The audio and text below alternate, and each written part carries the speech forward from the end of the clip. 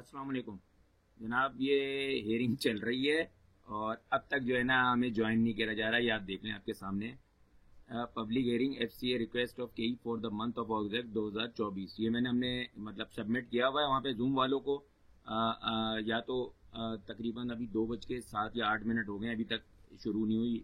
अब ये क्यों है, या तो कोई मीटिंग चल रही है उनकी ख़त्म नहीं हुई है, या ये है कि हमें अभी तक उन्होंने ऑन बोर्ड नहीं किया। ये तो अभी थोड़ी देर में पता चलेगा जब हम ये जूम वाले हमें लेकर आएंगे वहाँ पे।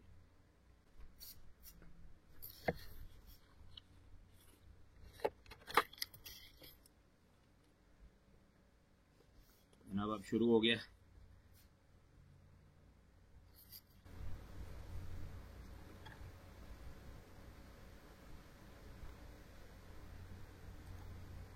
Recording in progress.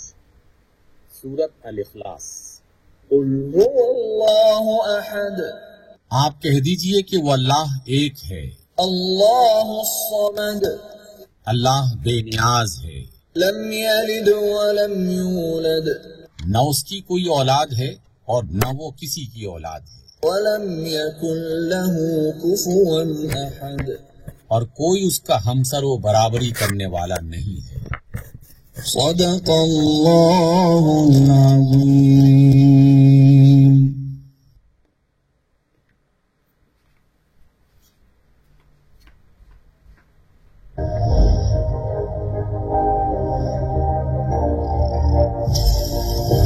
नेप्रा आसान अप्रोच के जरिए आपके बिजली के मसाइल का हल हर वक्त बर वक्त मुमकिन है। इस सहूलत से फायदा उठाने के लिए आपको एप्लीकेशन को डाउनलोड करना पड़ेगा। ऐप डाउनलोड करने के बाद पहली दफा आपको रजिस्टर करना पड़ेगा। इसके लिए आपको नाम, ईमेल, फोन नंबर, हवाला नंबर, शनाख्ती कार्ड नंबर और पासवर्ड लिखना पड़ेगा।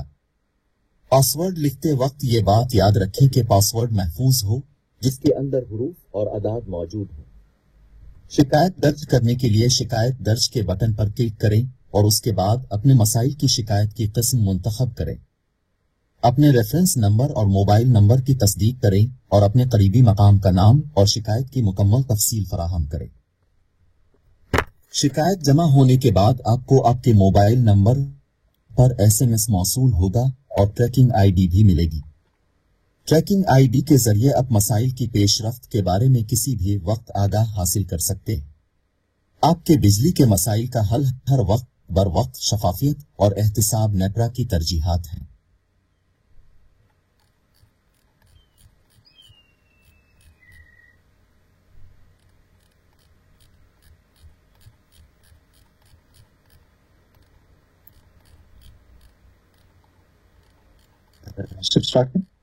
सर ये आज की हेडिंग है कि इलेक्ट्रिक के sir provisional monthly FCA for August 2024 sir. इसमें सर KE ने अगस्त 2024 के लिए प्रोविजनल रिक्वेस्ट फाइल की है। उसमें उन्होंने 853 मिलियन की वेरिएशन मांगी है, जो कि रुपीज पर किलोवाट आवर में 0.51 बनती है। इसके लिए सर पब्लिक एड भी दे दिया गया था आज के लिए, जो कि 3 2024 हेयरिंग की सर। लो सिस्टम रिसोर्स आ गया। Audio quality try closing some application to improve. ये ड्रामेबाजी शुरू वेरिएशन जो रिक्वेस्ट की है वो जस्टिफाइड है। दूसरे with the permission of the speaker I would like के जो है वो काम केस प्रेजेंट करे sir.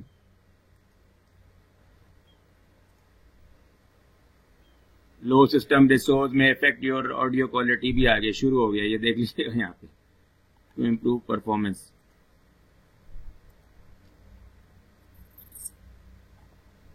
Sir, I asked the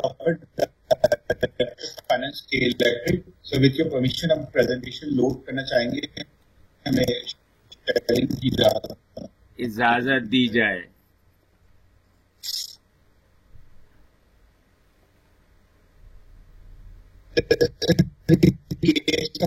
शुरू होते ही बड़े अच्छी आवाज आ रही थी सब कुछ बनती है। और क्योंकि हमारा क्योंकि मार्च के महीने और अगस्त के महीने के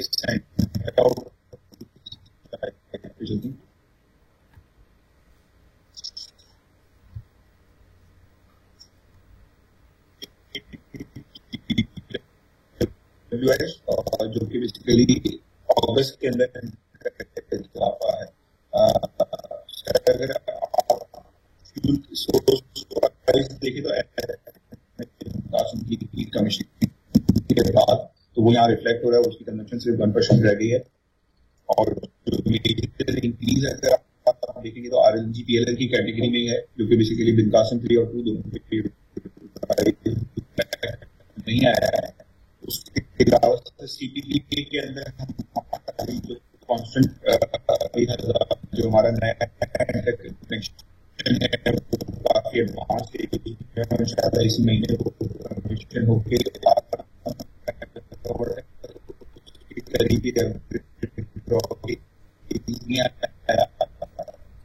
लेकिन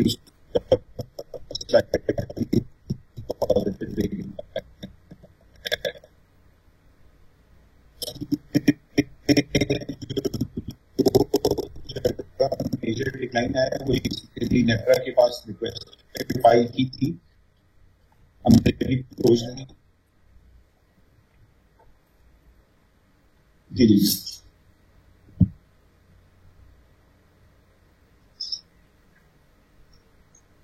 अब गड़बड़ शुरू हो गई नेट के अंदर। जी स्लाइड शो हो रही है। जी जी सब गड़बड़ ये खुद जी ही कर रहे नेक्स्ट कर लें आप। प्राइस कंपैरिजन में सिर्फ 2 मेजर एरिया डिक्लाइन है। PLL में डिक्लाइन तकरीबन 6% का, और CPPA की जो अभी हमें प्रोसेस पे है और जो उनके डिक्लाइन है, तो प्राइस से major variation decline side.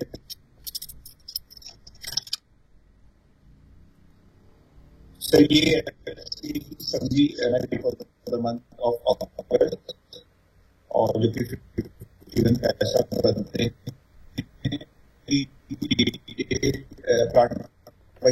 Data जो है वो इनको सबमिट किया था, उनकी कुछ वेरिफिकेशन के लिए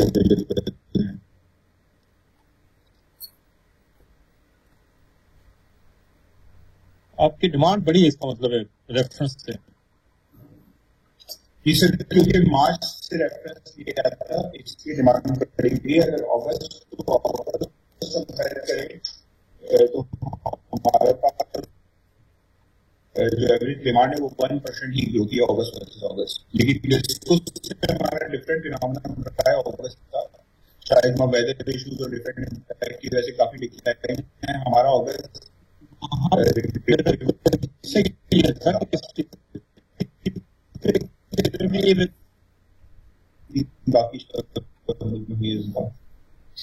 नहीं, आपका इफेक्ट जो 1% पॉजिटिव हुआ है, मैं अगस्त टू अगस्त बात कर रहा हूँ, ये कौन से इसमें सेक्टर हुआ है या फिर सर इसमें इंडस्ट्रियल पे स्लाइट डिक्लाइन है और ऑर्डिनरी रेजिडेंशियल सेगमेंट में इंक्रीज है। आपकी रेफरेंस और डिस्कोर्स के रेफरेंस वेजी के रेफरेंस में कोई फर्क तो नहीं था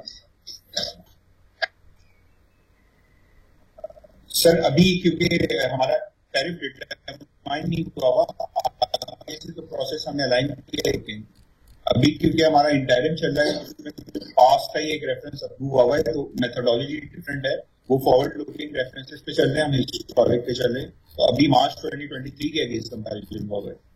जी वो तो ठीक है, लेकिन नंबर से आपने कंपेरिजन किया हुआ है तो वो कम है, उनका रेफरेंस ज्यादा है। सर डिस्को के केस में ना हमने अभी 24-25 के लिए हर मंथ का नया रेफरेंस सेट कर दिया, तो जिसमें अगस्त एक रेफरेंस था, उसके अगेंस्ट उनके अगस्त का कंपैरिजन आया। कई के केस में अभी नए रेफरेंसेस सेटअप नहीं हुए, उनका ट्रिप अंडर कंसिडरेशन है। मेरा सवाल है ना कि अगर वो रेफरेंस इस पे अप्लाई करते तो फिर इनका भी कब होती ना। जी, अगर जैसे हम लेक्चर इनका अगस्त 23 वाला था, उसी को हम बेस बनाते हैं और उस पर थोड़ी सी इंक्रीज करते हैं, तो वो कह रहे हैं कि उसके मुकाबले में माइनर रिडक्शन आई है एज कम्पेयर टू अगस्त 23, लेकिन इनका रेफरेंस क्योंकि मार्च का है तो मार्च के मुकाबले में ज्यादा रिडक्शन है। वही जी, अगर अगस्त का रेफरेंस ले लेते तो ये कम कम आएगा। जी कम। और हमारे पास क्यों रुका हुआ है? हमारे पास रुका हुआ है जी, वजह क्या है? वो मल्टी टैरिफ का पार्ट है ना, तो मल्टी टैरिफ क्यों रुका हुआ, कब से कम देंगे? बस जनरेशन टैरिफ तो आई थिंक ऑलमोस्ट वो फाइनलाइज्ड ही है, तो शायद इस वीक में आने की।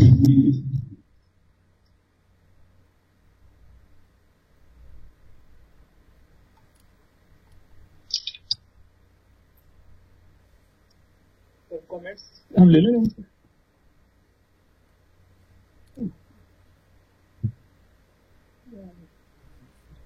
जी पहले ऑनलाइन इमरान शाहिद साहब अगर कुछ कमेंट करना चाहें तो।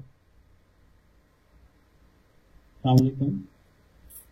जी वालेकुम अस्सलाम।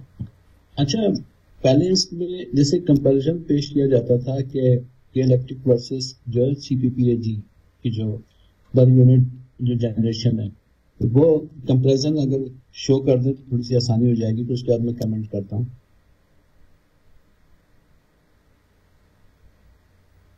जी अयाज साहब, उनका शायद क्वेश्चन ये है कि न्यू जनरेशन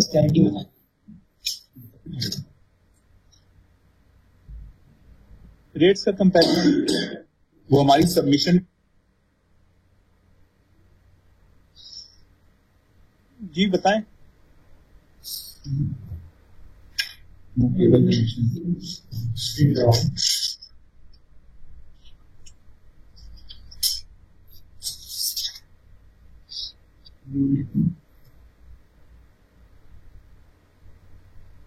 माशूम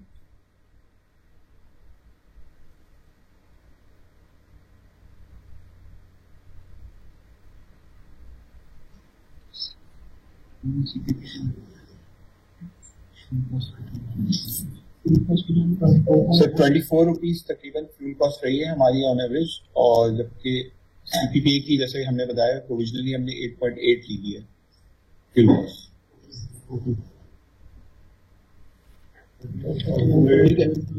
और अगर कैपेसिटी मिला लेते हैं तो सर तकरीबन 20 हो जाती है एक्सटर्नल परचेजेस की, और हमारी 31। जी इमरान साहब। अच्छा, इसमें लेकिन फिर वही बात सामने आई है कि इनकी फिर यानी इन्होंने इस मरतबा भी जो है वो महंगी तरीन बिजली बनाने का रिकॉर्ड पे जो है वो कायम रखा है।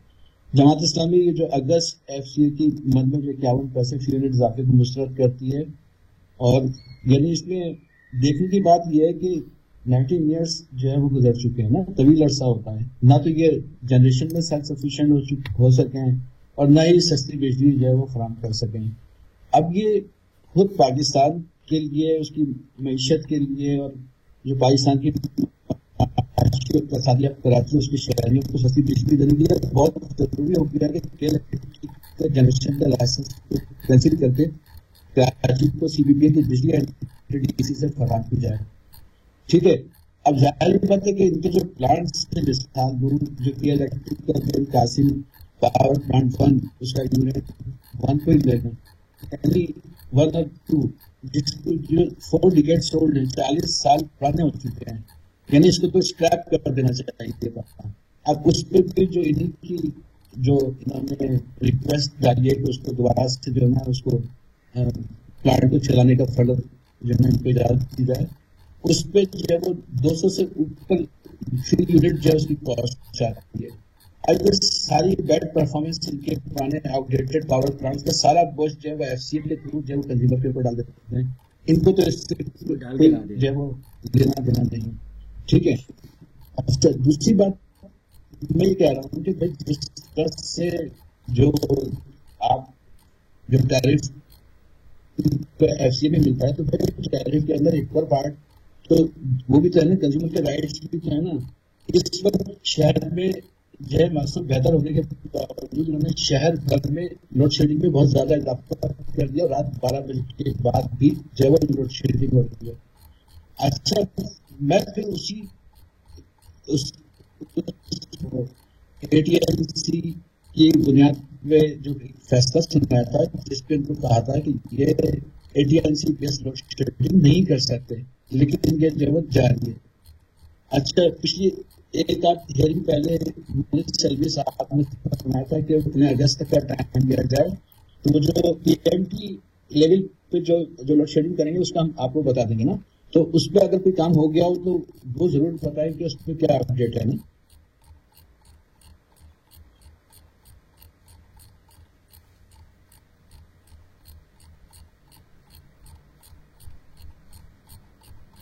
यही से मुनीस साहब बैठे हैं, ये पीएमटी लेवल पे आपने क्या किया है अभी तक?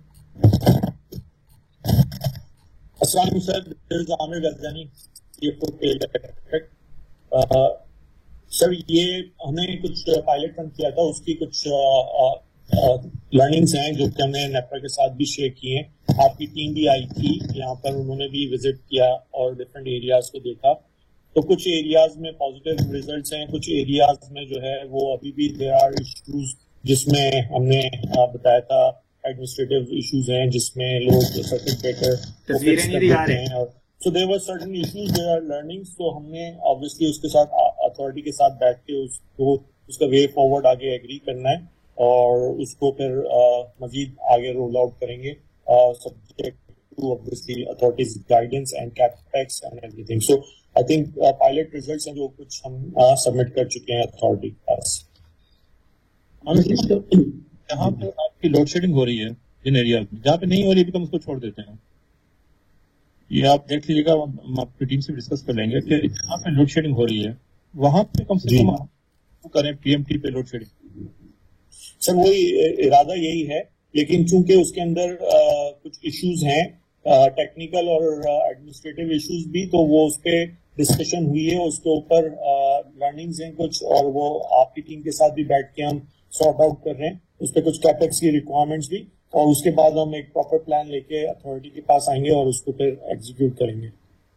अच्छा, इसका मतलब ये बात कि इसमें कुछ भी नहीं हो सका और जो है ना बात वही की वही मौजूद है ना।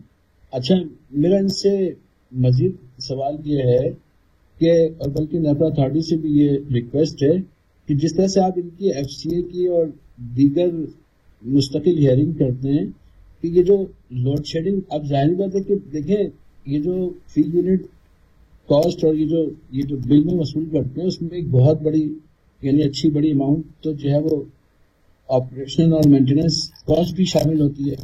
अब इतने बड़ी तादाद में जो कंज्यूमर जो इनकी महंगी तरीन बिजली भी जो है वो इनसे परचेस करने पे जो है वो मजबूर है और टाइमली बिल भी पे करता है, तो उसको किस बात की सजा दी जा रही है। इसमें मेरी गुजारिश ये है कि भाई अब जाहिर है कि वो ये जो लोड शेडिंग करें क़यामत तक नहीं करते रहे की इजाजत मिलनी चाहिए ना। इसको जरूर देखना चाहिए कि वाकई कहाँ पे जो है वो बिजली चोरी का मसला है और कहाँ पे जो है ना वो जो है वो कौन पेमेंट का मसला है और कहाँ इनके खुद इंफ्रास्ट्रक्चर का मसला है, जहाँ पे इन्होंने इन्वेस्टमेंट करनी है वो नहीं कर रहे हैं।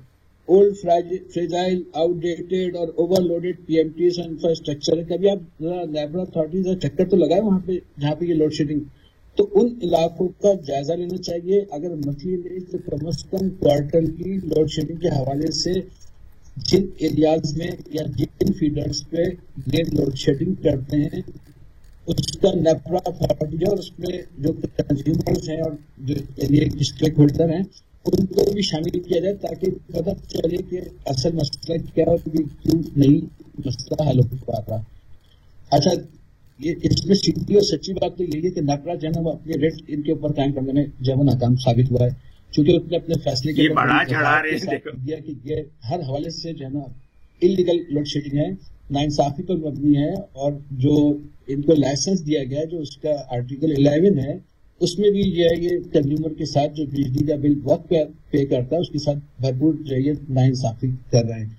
अच्छा, मेरा इनसे एक सवाल है कि सुरजानी टाउन का जो है ना हमेशा मसले को दबा दिया जाता है कि जब वहाँ पे ये बात सामने आई कि तवील अरसे से वहाँ पे 50 इलीगल PMTs जो है ना इनके सिस्टम के साथ कनेक्ट हैं। अब सवाल ये, अच्छा वहाँ पे तो उस पर जो है वो इनके जो अमला मिलकर जो है वहाँ पे बिलिंग भी करता है, क्या वो के इलेक्ट्रिक के अकाउंट में उसकी बिलिंग आ रही है? और दूसरी चीज ये कि फिर बताया गया कि अब ये 30 हो गई है, फिर उसके बाद जो है तो वहाँ का सुरजानी टाउन का स्टेटस बता दिया जाए वो जो इलीगल PMTs थी। अव्वल तो ये एक बहुत बड़ा सवाल है कि वो किस तरह से, जैसे चले एक किसी का कुंडा लगाना तो समझ में आता है, यानी इतने हाई वोल्टेज में इनका जो डिस्ट्रीब्यूशन सिस्टम है और ट्रांसमिशन सिस्टम है उसके अंदर जो है वो पूरी PMTs ला के जो है वो किस तरह से कनेक्ट है और वो परसों से चल रही हो, तो ये कैसे मुमकिन होता है और इन्होंने क्यों खामोशी इख्तियार कर रखी है। और पूरी इनकी रिपोर्ट भी आई थी जिसके अंदर सारा अमला इसके अंदर खुद इनका मुलविस है और जाहिर है कि ये काम इनके मिले बगैर हो भी नहीं सकता। तो ये मुझे वो सुरजानी टाउन का अगर स्टेटस बता दें जो इलीगल PMTs थी तो वो अब कितनी लगेंगे और वो उसकी सूरत हाल इस वक्त क्या है। और चूंकि वहां पे भी यही है कि लोग जो है वो मीटर से कनेक्शन लेना चाहते हैं, जो हमें मीटर कनेक्शन दिए जाए, लेकिन वहां पे जो लोग हैं जो वो इनको कहते हैं कि हुक कनेक्शन देंगे, और वो उनका एक उन्होंने अपना सिस्टम बनाया हुआ है, वही उनसे पेमेंट वो कर रहे होते हैं। ठीक है, इसका जरा मुझे बता दीजिए। और इसी के साथ इसका भी बता दीजिएगा कि 2 आईबीसी से शिकायत आई है, जिसमें आईबीसी मलिर है और आईबीसी शाह फैसल कॉलोनी है। वहां इन्होंने कंज्यूमर के लिए मैंडेटरी कर दिया है कि जो आपने न्यू कनेक्शन है वो मैनुअली लोग ऑफिस में आके फॉर्म नहीं जमा करा सकते, आप ऑनलाइन जो है वो जमा कराएं, ऑनलाइन ही कनेक्शन दिए जाएंगे। तो उससे लोग बहुत ज्यादा परेशान हैं, और जो है वो न्यू कनेक्शन के हवाले से तो इसमें भी वो जरा इसकी भी वजाहत करते हैं। ये 2 सवालों के सुरजानी टाउन और न्यू कनेक्शन जो है वो सिर्फ ऑनलाइन ही दिए जाएंगे, इसकी भी वजाहत करते हैं। यार वो तो फिर आपको वजाहत कर देंगे। मुझे एक बात बताएं, ये न्यू कनेक्शन ऑनलाइन करने से कंज्यूमर को तकलीफ हो रही है, आपको क्या आप क्या चाहते हैं कि हम वापस मैनुअल पे चले जाएं? देखें शेख साहब, तकलीफ तो पता नहीं शायद मुझे हो रही है या आपको हो रही है, इस वक्त मुझे समझ में नहीं आ रहा, लेकिन भाई मैं तो ऑनलाइन कर सकता हूँ, ठीक है, और मैं चाहता भी हूँ कि ये सारे जो है वो सिस्टम ऑनलाइन भी हो, लेकिन ऑनलाइन सिस्टम उस तरह से आम आदमी के लिए वर्केबल नहीं है ना। तो ऑनलाइन मैं ये नहीं कह रहा कि ऑनलाइन बिल्कुल बंद कर दें, भाई ऑनलाइन भी चलते रहना चाहिए और बाकी जिस तरह से तरीका है वो भी जारी रहना चाहिए। इसमें क्या मसला है? आपने अभी खुद कहा कि जी ऑनलाइन उन्होंने किया, तो अभी आप कहने का अपोज करें, क्या करें? मुझे क्लियरिटी नहीं आ रही। मैं ये कह रहा हूँ कि ऑनलाइन भी एप्लीकेशन इनको लेनी चाहिए, और ऑनलाइन भी कनेक्शन जो थ्रू एप्स के थ्रू देते हैं या जो भी वेब बेस्ड है उसके थ्रू देते हैं, वो भी तरीका जो है वो चलते रहना चाहिए। साथ साथ अगर कोई जो है वो एक आम फर्द है जो नहीं कर सकता ऑनलाइन, तो उसको मैनुअली जो इनके दफ्तर में आके जो फॉर्म जमा करवाता है, तो उसके थ्रू भी इनको न्यू कनेक्शन देने चाहिए। ये है मेरी दरखास्त। और लेकिन सुलझाने का भी जरूर चाहिए। आमिर साहब, इनको सुलझाने का इशू क्या बता दें? अच्छा सर, पहले तो मैं ये कहना चाहूंगा कि जो भी चीज अगर वो ये रेज कर रहे हैं उसके पीछे कोई फैक्ट्स या कोई जो है उनके पास तहरीरी कोई चीज होनी चाहिए। पहले भी उन्होंने एक कमेंट दिया कि जी इनके सारे प्लांट जो है वो पुराने हैं और लेगेसी प्लांट्स हैं। आई थिंक उनको नंबर्स हमारे पास हमारी पब्लिश अकाउंट्स हैं, एनुअल हम लिस्टेड कंपनी है और उसमें सारी जनरेशन का डेटा भी है, तो उनको ये पता होगा कि कितने प्लांट्स नए हैं और कितने प्लांट्स पुराने हैं। तो आई थिंक अगर फैक्ट बेस्ड रहें तो ज्यादा बेहतर होगा, आवाम भी और बाकी लोग भी, उनको भी जो है वो सही पिक्चर नजर आए, ताकि जो है वो हम हेयर से बात करें। सुलझाने वाला जो इशू है उसमें मैं इनसे आपके प्रयास पे या आपके तवज्जुह से रिक्वेस्ट करूंगा कि ये जो भी है इनके पास डेटा वो आपको सबमिट करें और उसकी बेसिस पे फिर आप हमसे जवाब मांग लीजिएगा, हम उस पर आपको बिल्कुल एग्जैक्टली जवाब देंगे कि अगर कोई ऐसी चीज उनके पास है तो वो क्या है और उसके पीछे उनके पास क्या रिकॉर्ड एविडेंस और सारी चीजें, उसके ऊपर हम जवाब भी दे देंगे। और सर जो इन्होंने ये बात की है ऑनलाइन और उसकी न्यू कनेक्शन एप्लीकेशन की, अगेन मैं शायद उन्होंने किसी ने इनको आके बताया होगा और उन्होंने आके यहाँ पर बता दिया, ऐसी कोई चीज नहीं है। ये खुद अगर कहीं किसी ने मना किया है तो वहां पर उसका कोई रिकॉर्ड होगा, कोई एविडेंस कोई बंदा किया हो, ऐसा कहीं नहीं है कि हमने कहा कि सिर्फ आप ऑनलाइन ही जो है वो एप्लीकेशन सबमिट होंगी। ऑनलाइन और फिजिकल दोनों सबमिट हो सकती हैं। Online definitely is a convenience which we have given to our customers कि जी अब आपको फिजिकली आने की जरूरत नहीं है, आप घर बैठे ऑनलाइन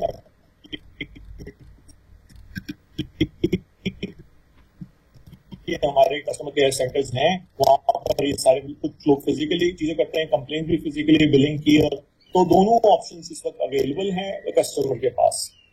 अच्छा, इसमें मैं थोड़ा से कहूंगा सुलझाने के हवाले से क्या है, फिर हम नेपरा को ही पेश करेंगे।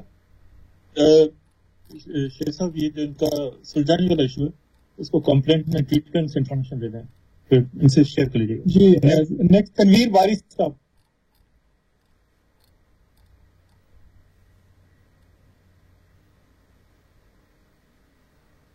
अस्सलाम वालेकुम।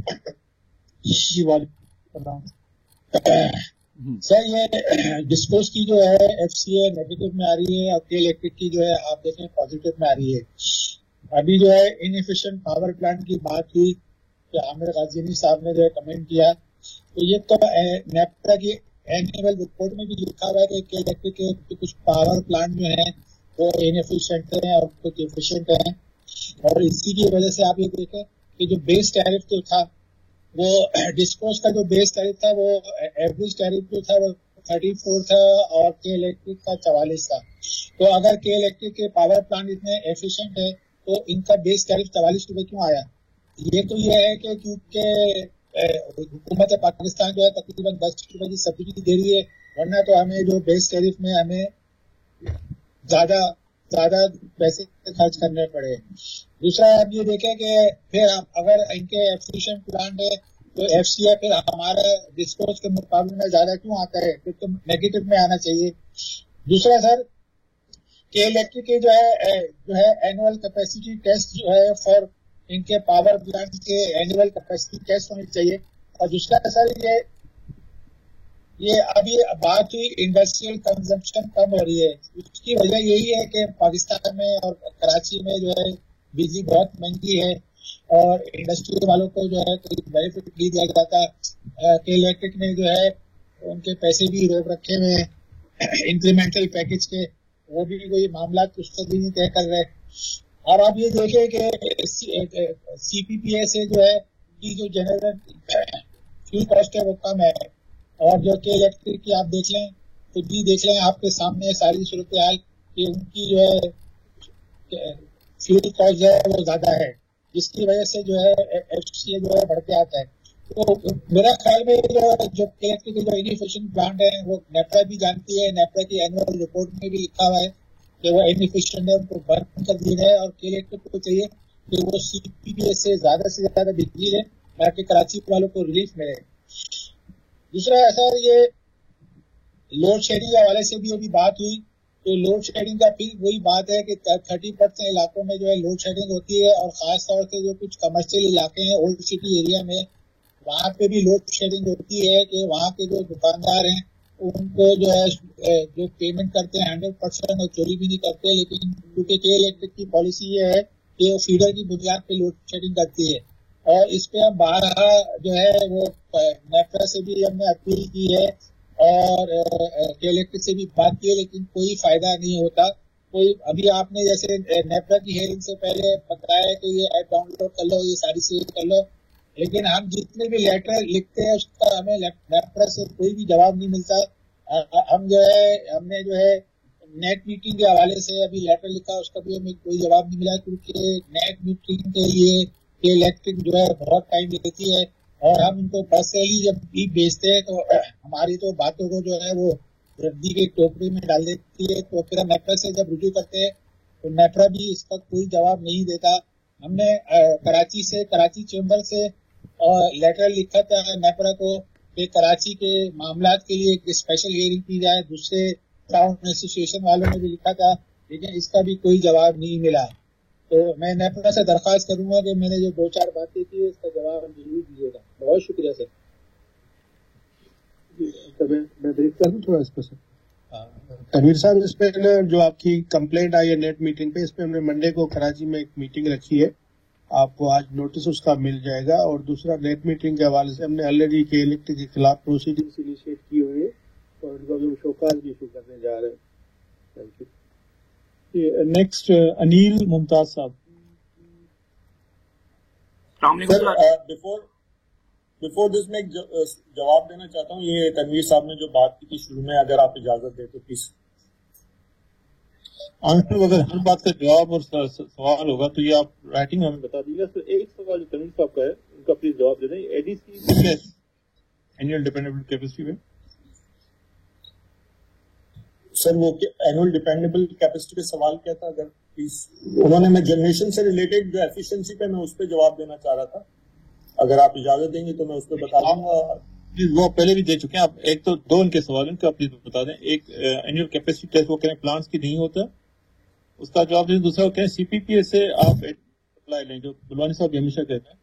जी जी, सर एनुअल डिपेंडेंट कैपेसिटी पे मैं बता देता हूँ सर, हमारे सारे प्लांट्स अवेलेबल हैं और हमारे पास जो है वो तकरीबन 2700 मेगावाट जो है वो इन टोटल हमारी अपनी ओन कैपेसिटी है। और उसके अलावा बाकी जो है हमारे पास जो एक्सटर्नल आईपीपीज हैं, तो एक्सटर्नल सोर्सेज हैं, उससे कुछ हमारे पास 1600 प्लस जो है वो मेगावाट अवेलेबल है इंक्लूडिंग एनटीडीसी। सो इस वक्त हमारे पास 4000 प्लस मेगावाट सप्लाई अवेलेबल है। ये टोटल हमारी सप्लाई की वो नंबर्स हैं। एफिशिएंसी पे मैं सिर्फ ये बताना चाहूँगा कि जैसे उन्होंने खुद कहा कि एसवाई में भी लिखा हुआ है कि कई के काफ़ी प्लांट एफिशिएंट हैं जो भी न्यूट्रिशन लगे। सिर्फ तनवीर साहब जो पावर सेक्टर देखते हैं उनको ये अंदाजा ज़रूर होगा कि जी जो कॉस्ट है वो उसका दारोमदार फ्यूल के ऊपर है, फ्यूल कौन सा यूज होता है। और क्योंकि हमें आरएलएनजी सप्लाई की जाती है तो इसलिए हमारा जो टैरिफ है वो हाई आता है। It's not about efficiency, it's about cost of fuel. और उस पर अब क्योंकि गवर्नमेंट ने जो है वो एक डिसीजन ले लिया है, पॉलिसी डिसीजन के जी कैप्टिव की जो भी गैस है वो अब ग्रिड को सप्लाई होगी और पावर सेक्टर को सप्लाई होगी। तो उससे अगर हमें इंडिजिनियस गैस जो कैप्टिव के पास जा रही थी वो अगर हमें मिलना स्टार्ट हो जाती है और हम आरएलएनजी की जगह अपने प्लांट्स लोकल गैस पे चलाते हैं तो हमारी जो जनरेशन जो आपने अभी देखी वो 15 रुपए से कम हो जाएगी और हम एनटीडीसी से सस्ते हो जाएंगे। तो ये जो कहना कि जी एनटीडीसी से महंगे हैं वो हमारे प्लांट्स का ताल्लुक नहीं है और एफिशिएंसी का ताल्लुक नहीं है। वो आरएलएनजी अगर हमें इंडिजिनियस गैस जो लोकल गैस हमें मिलना स्टार्ट हो जाए तो हमारी जो कॉस्ट है, कॉस्ट ऑफ एनर्जी, वो एनटीडीसी से भी सस्ती हो जाएगी। जी अनिल साहब। अस्सलाम वालेकुम सर, आवाज आ रही है सर आपको? जी वालेकुम अस्सलाम। अच्छा सर, सबसे पहले मैं शुरू करता हूं कि सर ये पिटीशन जो है वो एज पर नेपरा रूल्स और रेगुलेशन ये टाइम बार्ड है। 16 तारीख को लिखी गई है और 18/9 को ये रजिस्ट्रार ऑफिस में जमा हुई है। तो इनको 7 दिन के अंदर अंदर ये जमा करानी थी, जो कि इन्होंने नहीं कराई, पाबंद है ये नहीं कराई, तो इसलिए टाइम बार्ड हो गई। अच्छा, दूसरी बात ये सर कि सर ये मुझे बताया जाए इनसे पूछ के कि इनका मिनिमम, ये 31 दिन थे ना अगस्त के अंदर, इनका मिनिमम जो है ना वो जो कंज्यूमर एंड के ऊपर क्या लोड चलता रहा है 31 दिनों के अंदर, रोजाना मिनिमम लोड क्या चला था, उसका एवरेज में ही बता दें, या मिनिमम लोड रोजाना क्या चला था 31 दिन का, तो ये नहीं बता पाएंगे। मिनिमम लोड क्या चला था इनका 31 दिनों के अंदर?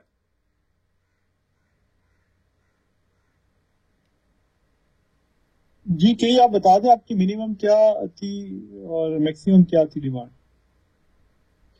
सर एवरेज सप्लाई जो रही है वो 2300 मेगावाट है और मैक्सिमम सप्लाई जो है 3191 मेगावाट रही है। मिनिमम हम चेक कर रहे हैं, आपको 2 मिनट में बताता हूँ। अनिल आप आगे चलें जब तक प्लीज। अच्छा सर,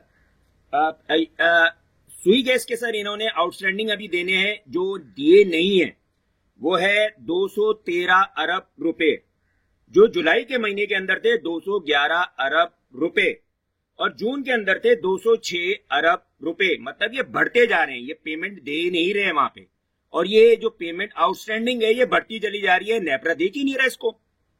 अच्छा, उसके बाद आगे चलते हैं सर कि आपको एक नई चीज बताता हूं आपको सर ये पहले तो ये बताएं सर, इसके अंदर इन्होंने जितनी भी आपको जो तस्वीरें भेजी हैं, बल्कि हमें जो भेजी हैं सर, वो आपको पता नहीं कैसे भेजी कि नहीं भेजी, उसके अंदर पेज नंबर 183, बल्कि ये लगा देना सर यहाँ पे 183 जहां पे लगा दें इनका पेज नंबर 183 पिटीशन का, जिसपे वो जो बल्कि 176 पेज नंबर यहाँ पे सामने लगा दें सर, मीटर का जो डिस्प्ले है वो यहाँ पे सामने रख दें।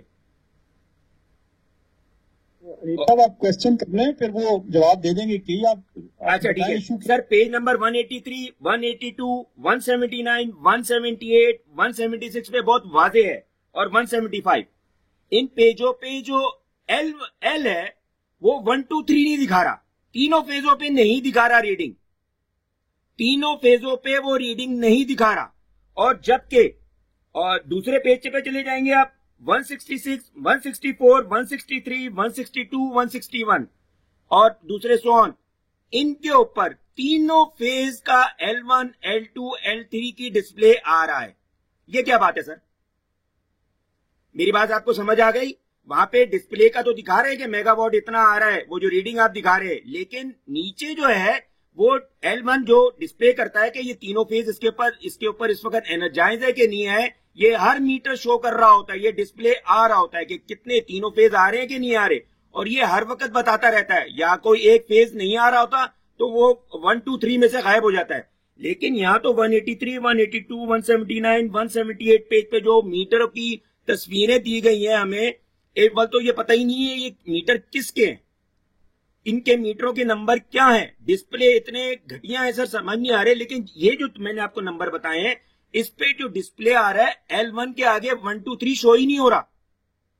तो इसका मतलब है कि ये तो पूरे बोगस हैं।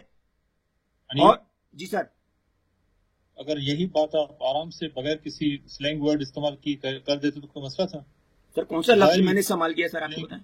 और ये क्या जरूरत है इन चीजों की? सर कौन सा लफ्ज है, ताकि मैं फिर आपसे वो सॉरी भी कर लूं, लफ्ज बता दीजिएगा सर। कोई ना करें, पब्लिक को करें, पब्लिक सुन रही है, घटिया लफ्ज आपने इस्तेमाल किया। सर आप देखिए सर, मैं पहले भी आपको बताता हूं और अभी भी बता रहा हूं, कोई मैं ऐसे अल्फाज इस्तेमाल नहीं करता जो क्या कहते हैं डिक्शनरी और कानून से ज़ाब्तों से बाहर हो। ये भले आप सुन लें, आपको पहले भी मैं डाउन करता रहा था, आपको रोकता रहा हूं जब आप नेपरा की हेयरिंग में मेरे सामने के इलेक्ट्रिक के साथ बैठते थे। तो सर अब देखिए, मैं भी बहुत एहतियात से कर रहा हूं। यहां तो कराची का बहुत बुरा हाल है, जरा ये जरा देखिए तो सही। L1, L2, 1, 2, 3 ये आ रहा होता है। इस डिस्प्ले का मतलब ये होता है कि तीनों फेस के डिस्प्ले इस वक्त मौजूद हैं, लेकिन यहाँ पे L का मतलब है कि 1, 2, 3 तो डिस्प्ले ही नहीं हो रहा। तो ये मैनिपुलेशन है। कई जरा प्लीज एक्सप्लेन कर दें जो पेजेस हैं, तो उनकी विजिबिलिटी का वो कह रहे हैं, और फिर प्लस के वो जो पॉइंट रेज कर रहे हैं उसको जरा क्लियर कर दें।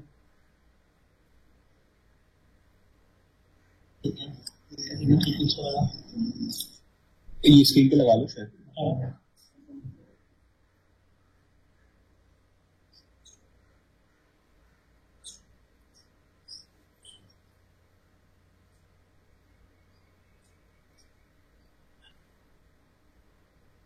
सो मेरे ख्याल से ये जो स्कैन होके प्रिंट होके शीट अपलोड हुई है उसके अंदर कुछ डेविएशंस आ गई हैं, तो हमने क्वेरी नोट कर लिया, उसका डिटेल रिस्पांस आपको और बेहतर पिक्चर के साथ दे देंगे जिसमें एक्सप्लेन हो जाएगा। सर इसमें L अभी आप देख लें सर, इसमें L जो है आगे 1, 2, 3 नहीं है सर, ये जरा पूछ के बता दें ये क्यों नहीं है सर? 1, 2, 3 नहीं लिखा हुआ L के सामने। क्या में प्रॉब्लम हुआ है अनिल अयाज? ये सही पिक्चर इनको अनिल को भिजा दीजिएगा प्लीज। सर ये स्कैनिंग नहीं है सर, ये हो ही नहीं सकता, ये हो ही नहीं सकता सर। मैंने आपको बताया, अब 163 दिखा दें, ये मीटर की जो डिस्प्ले है 163 दिखा दें। ये अब ये 163 भी तो दिखाएं यहाँ पे आपको। ये 1, 2, 3 आ रहा है सर, नहीं आ रहा है इस पे सर? ये मेरा हाथ से काम किया हुआ है, मैं ग्रिड पे ही काम कर चुका हूं और ये मीटर मेरे हाथ के खेले में है सर। 1, 2, 3 आ रहा है, इसका मतलब तीनों फेज हो रहे हैं इसमें शो, उसमें तीनों फेज शो नहीं हो रहे। तो सर ये मैनिपुलेशन है। अब मैं आगे चलता हूं सर, आपके सामने आ गया 1, 2, 3 लिखा हुआ है इसके ऊपर, उस पे नहीं लिखा हुआ सर। पिक्चर नहीं भेजेंगे ये, अच्छा उनको इस जवाब नहीं दे सकते हम, लेकिन ऐसी कोई मैनिपुलेशन है नहीं। अच्छा सर, ये क्या कहते हैं, ये जो है ना सर, एक और बात है सर कि ये जाफर साहब जो है ये फाइनेंस के बंदे हैं, और वो जो आमिर गैजानी साहब हैं, बेशक वो बहुत अच्छी वो रिप्रेजेंटिंग कर रहे होते हैं अपनी इलेक्ट्रिक, लेकिन ये क्या ना टेक्निकल बंदा भी होना चाहिए ताकि हाथ क्या वो बता दे कि ये चीज क्या है। तो वो सर इसको थोड़ा सा रखा करें ताकि वो जाके हमें पता चल जाए टेक्निकली ये क्या हुआ था। अच्छा प्लीज इश्यूज पे नेक्स्ट। अच्छा मैंने सर वो पूछा था मिनिमम लोड क्या चला इनका? सर 31 अगस्त को रेल हुई थी, उस वक्त मिनिमम लोड 1500 मेगावाट तक गया था। उसके अलावा नॉर्मल डेज में मिनिमम 1900 मेगावाट के करीब रहा। 1500 और 1900 मेगावाट। अच्छा सर, अब मैं आपको एक बड़ी वरना पहुंचा देने वाली आपको खबर सुनाता हूं। इन्होंने अभी बताया है कि इनके यूनिट सेंट आउट थे वो 1680 गीगावाट आवर है। जब मैंने इसको मेगावाट के अंदर जनरेशन के अंदर कन्वर्ट किया तो इनके पूरा जो जनरेशन है वो एवरेज के ऊपर 2258 मेगावाट चला है, मतलब 2260 लगा लें मेगावाट। ये बता रहे हैं कि 2300 से 3300 मेगावाट तो है वो पीक पे गया और मिनिमम गया 1500 से 1900 मेगावाट।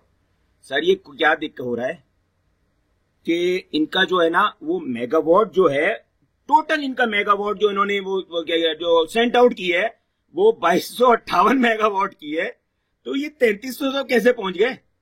अच्छा एक और अब बात, अब सर मैं आपको टेक्निकल चीज पे लेके आता हूं। अब देखिए सब मुस्कुरा रहे सर, बड़ी अच्छी बात है सर, पहली दफा हमारी किसी बात पे ये लोग मुस्कुराए सर कि इलेक्ट्रिक वाले, आपने बहुत अच्छा ये रखा है सामने। अच्छा सर अब ये BQPS1 का बताता हूं आपको मैं। सर BQPS1, क्योंकि ये आपकी टेक्निकल की टीम के ऊपर आप सवालिया निशान है, नेप्रा वालों को बता रहा हूं सर कि वो लोग ये गलत काम कर रहे हैं और ये इसको चीज को देख नहीं रहे, पॉइंट आउट नहीं कर रहे। BQPS1 का sir specific fuel oil consumption ये बता रहे हैं। अव्वल तो इन्होंने ये बताया नहीं कि रेफरेंस क्या है, इन्होंने अभी तक के इलेक्ट्रिक ने वो जो है ना जो क्या कहते हैं जो इनका कॉन्ट्रैक्ट जो हुआ था मैन्युफैक्चरिंग कंपनी से, उसमें स्पेसिफिक फ्यूल ऑयल कंजम्पशन क्या था वो इन्होंने यहां नहीं रखा कभी। अच्छा BQPS1 में 1 के ऊपर दिखा रहे हैं 0.330 ग्राम, ठीक है सर, ये आप जरा देखिएगा 330 ग्राम पर यूनिट। फिर दिखा रहे हैं उसका जुलाई के अंदर 275 ग्राम पर यूनिट ये बन रही थी, वो जो क्या कहते हैं ये बना रहा था ये यूनिट। फिर जून के अंदर 284। सर ये क्या हो रहा है कि आपका जो है वो मशीनें ही गलत है, तो हीट रेट टेस्ट तो पूरा बोगस हो गया, यहाँ पे आपका पूरा हीट रेट टेस्ट यहाँ पे बोगस हो गया, गलत हो गया और पूरे पाकिस्तान को और कराची को नुकसान पहुंचाया गया। अभी ये नहीं है, अभी 2 नंबर यूनिट के ऊपर आए BQPS2 के, उसके ऊपर अगस्त में दिखा रहे हैं 332 ग्राम पर यूनिट पे वो मशीन चली है। यही मशीन जुलाई में 269 जब गर्मी ज्यादा थी, और उससे ज्यादा गर्मी में 273 ग्राम पर यूनिट पे चल रही थी। ये क्या है सर, ये 332 पे पहुंच गया, तो हीट रेट टेस्ट का यहां पे क्यों नहीं आया, फर्क क्यों नहीं आ रहा? फिर आ जाए जो इनकी एफिशिएंट है, जो BQPS1 का जो सबसे एफिशिएंट 2 यूनिट है 5 और 6। 5 के ऊपर है 288, ये भी कंजम्पशन बढ़ा दी इसने अपनी, 288 ग्राम पर यूनिट बना रहा था ये बिजली। जुलाई में 263 ग्राम पर यूनिट पे बिजली बना रहा था। उससे पहले गर्मी जोबन के ऊपर थी, 275 ग्राम पर यूनिट पे बिजली बना रहा था। छठे यूनिट का देखें सर, अगस्त के अंदर 252 ग्राम पर यूनिट बिजली बना रहा है। यही जुलाई के अंदर 267 ग्राम पर यूनिट बिजली बना रहा था। जून के अंदर 274 ग्राम पर यूनिट पे बिजली बना रहा है। सर यहां तो ये तो जो है ये तो ऑफेंसिबल हो गया है सारा सर कि अच्छा अभी मैं एक और बात बताऊं सर। जी सर हुक्म। यार एक चीज देख लिया करें, we don't have the whole day कि हम यहाँ बैठ के एक एक आपके जितने भी कमेंट्स है उसके 2 तरीके होते हैं। या तो आप यहाँ पे हियरिंग में आके उन इश्यूज पे बात किया करो जिन पे आपको कंफर्म हो कि ये चीजें हुई हैं। अभी जिनका अपने रिजल्ट्स को आप रेफर करें, मेरे ख्याल से अभी प्रोविजनल है। Qasim please confirm. सर ये प्रोविजनल नहीं है, ये जो मैं आपको भी ये BQPS1 का बता रहा हूं सर, ये प्रोविजनल नहीं है। प्रोविजनल क्या, ये डिटरमिनाइंग नहीं है। इन्होंने तो बता दिया कि मेरी मशीनें इस पर चल रही थी, ये मैं पूछ रहा हूं सर, मैं बता रहा हूं आपको। इन्होंने बता दिया मेरी मशीनें, ये डॉक्यूमेंटेड आपके पास रिकॉर्ड पे आ गया। अनिल प्लीज हैव पेशेंस और लिसन टू अथॉरिटी एटलीस्ट। कम से कम आप जब हम आपको सुन लेते हैं तो 2 मिनट हमें भी सुन लिया करें। यहाँ पे बैठ के ये इंप्रेशन देना पूरी पब्लिक के सामने कि नेप्रा भी गलत कर रहा है, सब गलत करें, आप सही हैं। हीट रेट टेस्ट आपको पता है, आप तो माशाल्लाह कहीं में रह चुके हैं, किस तरह कंडक्ट होता है, कितनी लोगों के प्रेजेंस में होता है। इस किस्म के शकों को शुबात क्रिएट करना लोगों के माइंड में without having any strong evidence, बेहतर आप हमें राइटिंग में दे दें, हम इसका जवाब आपको दे देंगे अगर नेप्रा पे आपको कोई ऑब्जेक्शन है तो। बाकी इस तरह के शकों को शुबात लोगों के कंज्यूमर्स के माइंड में पैदा करने के पता नहीं यहाँ पे क्या ऐसा जुल्म हो रहा है, this is totally absolutely wrong. ये देखें आवाज ही बंद कर दी। नेक्स्ट पे चलें जी। ये देखो हमें बंद कर दिया, म्यूट कर दिया, ये झूठ बोल रहे हैं यहाँ पे। ये देखें साइट एसोसिएशन प्लीज, ये देखें हमारा नवाज इन्होंने बंद कर दी, इन्होंने हमारी आवाज बंद कर दी और बोलने की लोगों को बता दो जो हीट रेट टेस्ट होता है ही नहीं है उसका अगर प्रोसीजर ये कासिम साहब आपको बता देंगे कितनी लोगों के प्रेजेंस में होता है, कौन कौन होता है, थर्ड पार्टी लोग मौजूद होते हैं, नेप्रा का ऑब्जर्वर होता है, शर्म के मारे कई की अपनी टीम होती है, 4-5 टीम्स होती हैं और यहाँ बैठ के आप लोग जो ना कह देते हैं कि नेपरा गलत कर रहा है, सब गलत कर रहे हैं, जैसे हम यहाँ बैठ के ना कोई गलत काम कर रहे हैं यहाँ पे, हद होती है यार। गलत कमेंट्स काम कर रहे हैं। रेस्पेक्ट योर कमेंट्स, जैसे अभी आपसे पहले 2-3 लोगों ने दिए हैं, हमने उनके पॉइंट्स नोट भी किए, उनके जवाब भी दिए, लेकिन please don't create any misunderstanding in the public कि हम बैठ के पता नहीं अथॉरिटी को गलत काम कर रही है। सर मेरी आवाज तो खोले, फिर मैं आपको बताऊंगा कि आपका तो आवाज तो सलाहियत ही नहीं है बीट टेस्ट करने की। जी मैं आपको कौन को बताऊं कि ये जो रफीक साहब ये के इलेक्ट्रिक के साबिक मुलाजिम है और ये इनका 4 साल खत्म हो गए, इनको के इलेक्ट्रिक ने आगे क्या कहते हैं इनको इनके एक्सटेंशन करवाई है और ये देखो कैसे बदतमीजी से बात कर रहे हैं पब्लिक। मैं फैक्ट्स बता रहा हूँ, के इलेक्ट्रिक ने किया हुआ है, बोल रहे हैं कि आप फैक्ट्स का हमने डिटरमाइन नहीं किया। ओ भाई जो तुमने पिछले कर चुके हो डिटरमाइन, उसमें देखा ही नहीं है ये कितना बड़ा फ्रॉड हो रहा है यहाँ पे। ये देखिए नेपरा के ये रफीक अहमद शेख कितना बड़ा फ्रॉड कर रही है। मैं आपको रिकॉर्डिंग भेज रहा हूँ, ये आगे चल रहा है पूरे पाकिस्तान में, चला बताएं इनको जी बेहतर। मैं आपको बताता हूँ, ये भी बताता हूँ जिम्मेदारी से, हीट रेट टेस्ट हो गया, ये नंगे हो जाएंगे रफीक अहमद शेख साहब, इनको हथकड़ियां लग जाएंगी, पूरी जिम्मेदारी से बोल रहा हूँ। अली मुमताज 034540111715।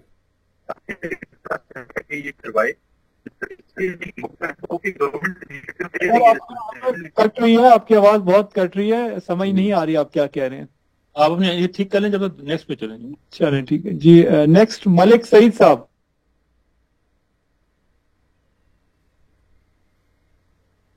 हेलो जी। अच्छा सर, मेरा एक तो सवाल ये है कि इलेक्ट्रिक से है कि आज कराची चैम्बर ऑफ कॉमर्स का एक बयान मेरे सामने गुजरा है कि वो कहते हैं कैप्टो पावर्स को जो है वो गैस फराहम की जाए ताकि हमारी बिजली की जरूरत पूरी हो सके। तो इस पे के इलेक्ट्रिक का क्या मौकफ? और दूसरा मेरा अथॉरिटी से सवाल ये है कि अभी आपने बताया कि नेट मीटरिंग के हवाले से अथॉरिटी जो है वो बाकायदा इंक्वायरी कर रही है और के इलेक्ट्रिक को शायद नोटिस भी जारी हो, तो ये के इलेक्ट्रिक के अलावा और कौन कौन सी डिस्कोज है जिनके हवाले से आपने इंक्वायरी की है? कौन सी क्वेरी की हमने? ये नेट मीटरिंग के हवाले से आप नेट मीटिंग असल में चैम्बर ऑफ कॉमर्स का खत आया था, उसके बेसिस पे शायद नवीद आप बता सकेंगे। मंडे को वहाँ पे एक मीटिंग रखी है। बाकी डिस्कोर्स के खिलाफ इरफान ने कुछ किया? बोले ना, बताएं यार। जो नेट मीटरिंग की पेंडेंसी होती है हम उसको रेगुलर वो ये कह रहे हैं। अच्छा, नेट मीटरिंग पे हमने जैसा केई को शोकाज किया है। जी सर। इनको बाकी डिस्कोर्स का भी किया है? नहीं सर, बाकी डिस्कोर्स की ऐसा उस तरह से लॉन्ग पेंडेंसी नहीं हमें ऑब्जर्व, थोड़ी बहुत होती है, वो हम हर मंथली बेसिस पे मॉनिटरिंग करके उनको बुला के उनसे क्लियर करवाते हैं। और अभी हम जो है वो उसका जो टर्न अराउंड टाइम है उसके ऊपर हम जो है वो एक कंसल्टेटिव सेशन करने जा रहे हैं ताकि उस टाइम को हम थोड़ा मजीद रेशनलाइज कर। उसमें सब डिस्कोर्स शामिल होंगे? जी सर, उसमें सब डिस्कोर्स भी शामिल होंगे जी। और कोई सवाल है आपका?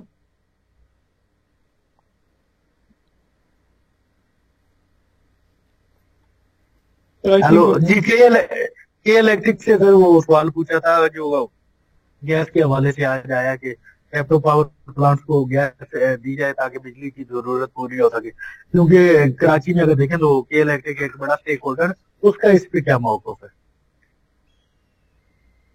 जी कई जी सर, कैप्टिव की गैस जैसे मैंने पहले बताया कि अगर के इलेक्ट्रिक को कैप्टिव से गैस, इंडिजिनस गैस लेके के इलेक्ट्रिक को दी जाती है तो ऑब्वियसली उससे जो कॉस्ट ऑफ जनरेशन है वो सिग्निफिकेंटली रिड्यूस होगी। और जो बात अभी कंपैरिजन देखा गया है उसमें भी डेफिनेटली फिर केई की जो जनरेशन कॉस्ट है वो काफी रिड्यूस हो जाएगी और उसका बेनिफिट जो है वो ओवरऑल टोटल टैरिफ पे आएगा। और सर जो ये कैप्टिव पावर प्लांट्स हैं उस पे हमारे पास, जैसे मैंने इससे पहले भी आपको बताया कि हमारे पास सप्लाई अवेलेबल है पूरी, और we can supply to all those captive power plants जो भी हैं, उनको हम बिजली फराहम कर सकते हैं। हमारे पास 56,000 जो है वो इंडस्ट्रियल कनेक्शन हैं जिनको ऑलरेडी बिजली मुयसर है और उनको बिजली मिल रही है, अनइंटरप्टेड बिजली मिल रही है। तो बेसिकली इनमें से बहुत सारे कुछ ऐसे कस्टमर्स हैं जो हमारे पास पिछले सालों में भी रिक्वेस्ट लेके आए हैं और हमने उनको ग्रिड के कनेक्शन दिए भी हैं। तो वी आर अवेलेबल, हम उनको कनेक्शन अनइंटरप्टेड और सप्लाई हम दे सकते हैं पावर। और ऑब्वियसली हमारे पास बेहतर एफिशिएंट पावर प्लांट्स हैं तो हम जो है वो उस गैस की कंजम्पशन को बेहतर तरीके से यूटिलाइज करके और लो कॉस्ट जनरेशन जो है वो आवाम तक पहुंचा सकते हैं।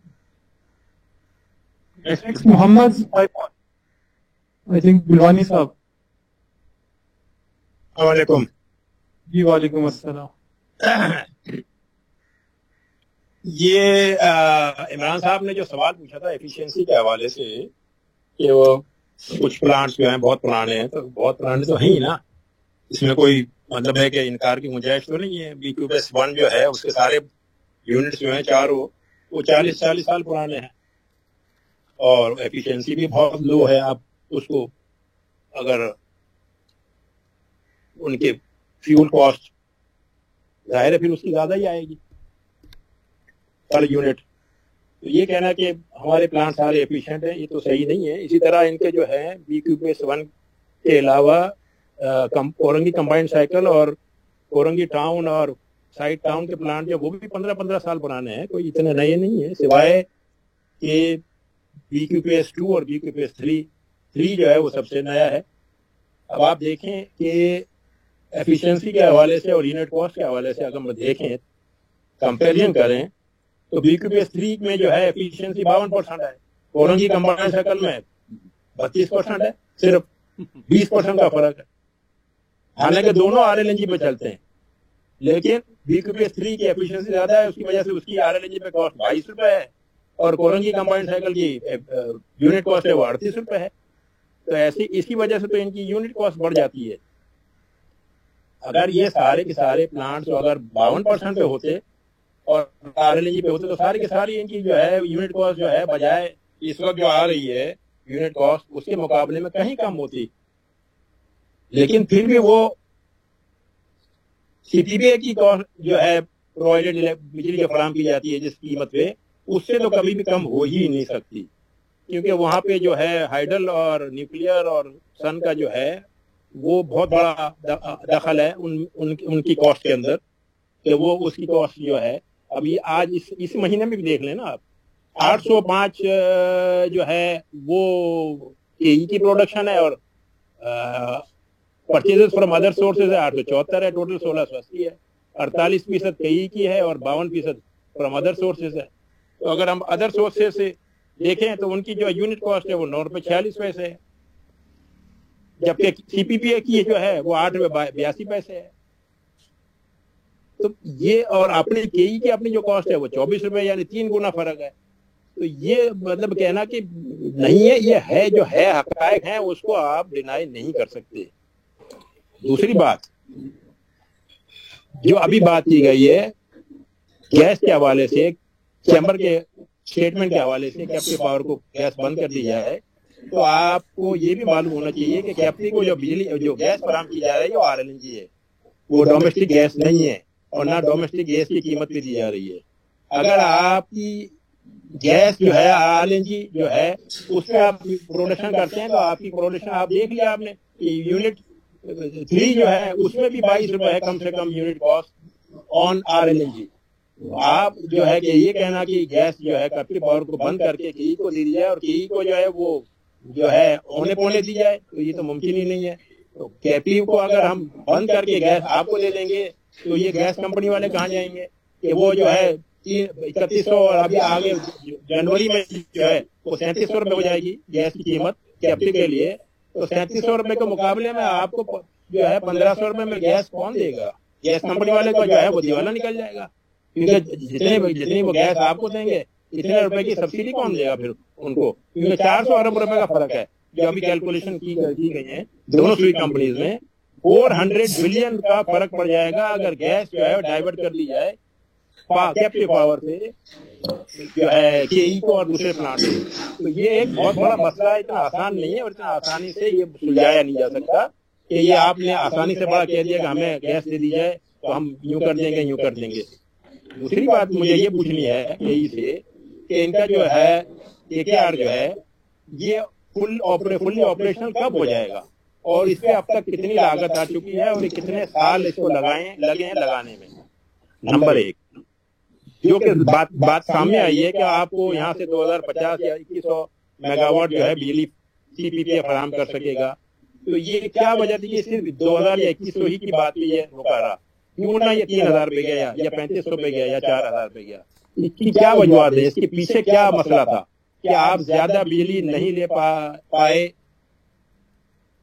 सीपीपीए से? और ये सीपीपीए में भी जो आपको जो फराहम की जा रही है उसमें भी बड़ा मसला है कि 1000 या 1100 जो है वो जो डेफिनेट दी जाएगी और बाकी 1000 जो है या 1100 है वो एज एंड व्हेन अवेलेबल होगी। हालांकि अवेलेबल तो है ही है, ऐसा तो है ही नहीं कि नहीं अवेलेबल। और मैं जो पिछले सालों में बात करता रहा हूँ कि कराची के आसपास में 2 न्यूक्लियर पावर प्लांट 2200 मेगावाट के लगे हुए हैं। इसी तरह जो है 3 कोल के पावर प्लांट जो हैं वो तकरीबन 3000 मेगावाट के हैं। लकी है, बेन कासिम का चाइना है और हब्का कोल पावर प्लांट है। तो ये 5,500 या 6,000 मेगावाट बिजली डाइवर्ट आसानी से की हो सकती है without any transmission loss, zero loss.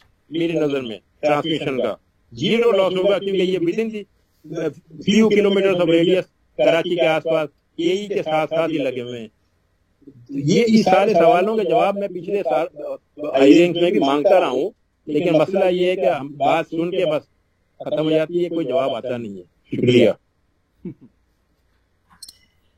जनाब। ये सर मुझे अगर इजाजत दें तो मैं कुछ रिस्पॉन्ड करूं। जी जी सर, मैं तीनों जो भी सवाल उन्होंने उठाए उसके जवाब देता हूँ। सर एक तो पहली बात ये कि मैं एफिशिएंसी चूंकि आईपीपी की से कंपैरिजन होता है और ग्रॉस एलएचवी पे कंपैरिजन होता है, तो मैं चूंकि वेली बहादुर शाह, विक्की बलोकी और जब ये सब भी कंपेयर होते तो मैं उन लाइक टू लाइक कंपैरिजन आपको देना चाहता हूँ ताकि जो लोग यहाँ पर ऑडियंस है उनको राइट नंबर पता हो। सर ग्रॉस एलएचवी नंबर जब आईपीपी के नंबर भी एफिशिएंसी के दिए जाते हैं तो ग्रॉस एलएचवी नंबर दिए जाते हैं। हमारा बीक्यूपीएस3 ग्रॉस एलएचवी पे जो है वो 60.5% की एफिशिएंसी है और उनकी कंबाइंड साइकिल पावर प्लांट की 49.6% की एफिशिएंसी है, बीक्यूपीएस2 की 49% एफिशिएंसी है और केजीटीपीएस और एचजीटीपीएस की ग्रॉस एलएचवी पे 43.4% की एफिशिएंसी है। अच्छा, तो ये तो एक ग्रॉस एलएचवी पे मैंने नंबर ताकि कंपैरिजन लाइक टू लाइक हो। प्लीज, अब आपने जवाब दिया तो सही जवाब दें। बलवानी साहब ये है कि to some extent agree with हैं, वो फैक्ट्स बता रहे हैं। केजीटीपीएस और एचजीटीपीएस का पर यूनिट जनरेशन कितनी है आपकी? सर अब बात यही है कि अगर लेट्स से ये कैप्टिव पे हमें इंडिजिनस गैस अगर मिल जाए, इंडिजिनस गैस अगर मिल जाएगी तो ये हमारा टैरिफ जो होगा वो तकरीबन 10 रुपए के करीब होगा। आपने बलवानी साहब के क्वेश्चन को काउंटर करने के लिए अभी जवाब दिया है। अभी आप छोड़ दें, आपको आरएलएनजी मिले, गैस मिले, कैप्टिव को बंद किया जाए ना किया जाए, एक डिबेट है। लेकिन मुझे बताएं कि एचजीटीपीएस और केजीटीपीएस पर यूनिट जनरेशन कितनी है आपकी? Actual generation per unit cost कितनी है आपकी? आरएलएनजी पे कह रहे हैं सर। कोई नहीं है, लेकिन वो 34.7 रुपीज और बिन कासिम 3 आरएलएनजी पे सर लिखा हुआ नहीं। मैं सर ये भी बताना चाहता हूँ जो बलवानी साहब ने कहा ना कि ये बातें हैं कि ये फैक्ट नहीं है, फैक्ट ऐसे ही है सर। लेकिन कैप्टिव के पास जो गैस जा रही है ना उसमें इंडिजिनियस जा रही है। बीच में क्यों बोल रहे हो? हम 200 mm आमिर साहब, दिस इज नॉट फेयर। आप अगर जवाब देते हैं तो फिर कॉन्टेक्स्ट में जवाब दें। भाई तुम खुद ही तो आपने कहा, और जब अथॉरिटी बात की तो प्लीज आप खामोश रहें थोड़ी देर के लिए। आपने कहा कि जी उन्होंने सवाल आपसे पूछा कि जो आपकी जो इनएफिशिएंट या कम एफिशिएंट प्लांट है उनकी जनरेशन कॉस्ट ज्यादा है। आरएलएनजी का अगर आप कंपेयर करें तो आपका 12-13 रुपए का फर्क आ रहा है बड़ी साहब। अभी जब यही तो सवाल मैंने पूछा था, वो पर ग्राम जैसे आ रहा है तो उस वक्त नहीं पूछा इनसे सवाल, बाद में 35 रुपए के करीब है। तो ये तो पॉइंट ना, आप उससे एग्री करेंगे जी, बिल्कुल सही बात है, कम एफिशिएंट प्लांट है वो। आप इसका जवाब ये दें कि उनमें से कितने प्लांट्स की इस महीने में जिसके आप एफसीए लाए हैं उस बेसिस पे यूटिलाइजेशन कितनी हुई है, ताकि हो सकता है आपको फिर वो क्वेश्चन आपका यूटिलाइज हो जाए। जी खोल दे। उनसे हमारे टाइम पे नहीं पूछ रहे ऐसे, हम आपको बाद में बताएंगे। जी सर, मैं बिल्कुल कॉन्टेक्स्ट यही देना चाह रहा हूँ कि हमारी प्लांट्स इनएफिशिएंट नहीं है। Again why I am saying this, कि सिमिलर प्लांट्स जो है 2008, 2010, 2012 में नेशनल ग्रिड में भी लगे हैं और ये प्लांट वहां भी ऑपरेटिंग है और ये उस टाइम पे ये जो मैक्सिमम एफिशिएंसी के प्लांट्स हो सकते थे उसी के ऊपर लगे हैं। ये तो नहीं हो सकता ना कि सारे प्लांट आज लग जाएं। तो 2008 और 10 और 12 में जब प्लांट लगाने की जरूरत थी तो वो उसी स्टैंडर्ड और स्पेसिफिकेशन के जो बेस्ट एफिशिएंसी प्लांट होंगे वही लगेंगे ना सर। अब आरिफ बिलवानी साहब ने एक कमेंट किया कि आज उनका BQPSP 60% एफिशिएंसी पे है तो बाकी प्लांट 60% एफिशिएंसी पे क्यों नहीं है। तो ये तो नहीं हो सकता कि कल 70% एफिशिएंसी का प्लांट आ जाए तो हम कहेंगे जी आज सारे प्लांट को 70% एफिशिएंसी पे ले आओ। ऐसे तो नहीं होता। प्लांट की एक लाइफ है, 30 इयर्स की लाइफ है। एंड आई थिंक आरिफ बिलवानी साहब को इसका बड़ा अच्छा आइडिया होगा। प्लांट हर दिन चेंज नहीं हो सकता। तो जो प्लांट की लाइफ है उस बेसिस पे जिस प्लांट जिस साल में लगे उस बेसिस पे ये like to like best efficient plants है नंबर 1। और ये चारों प्लांट है ये पोस्ट प्राइवेटाइजेशन लगे तो ये न्यू प्लांट्स हैं। इनकी जो झूठ बोल रहे हैं तो इंजीनियर नहीं है, टोपियां पहना रहे हैं। ये जैन बैकर्स के और 15 साल सुना रही है पेपरा को पता है गलत क्या नहीं कर रहा है। बाकी है तो these are not legacy plants except for BQPS1। तो मेरा कहने का मकसद ये था कि ये जो बात हमने स्टार्ट में की थी कि जो इनएफिशिएंट प्लांट है वो तो इनएफिशिएंट प्लांट है।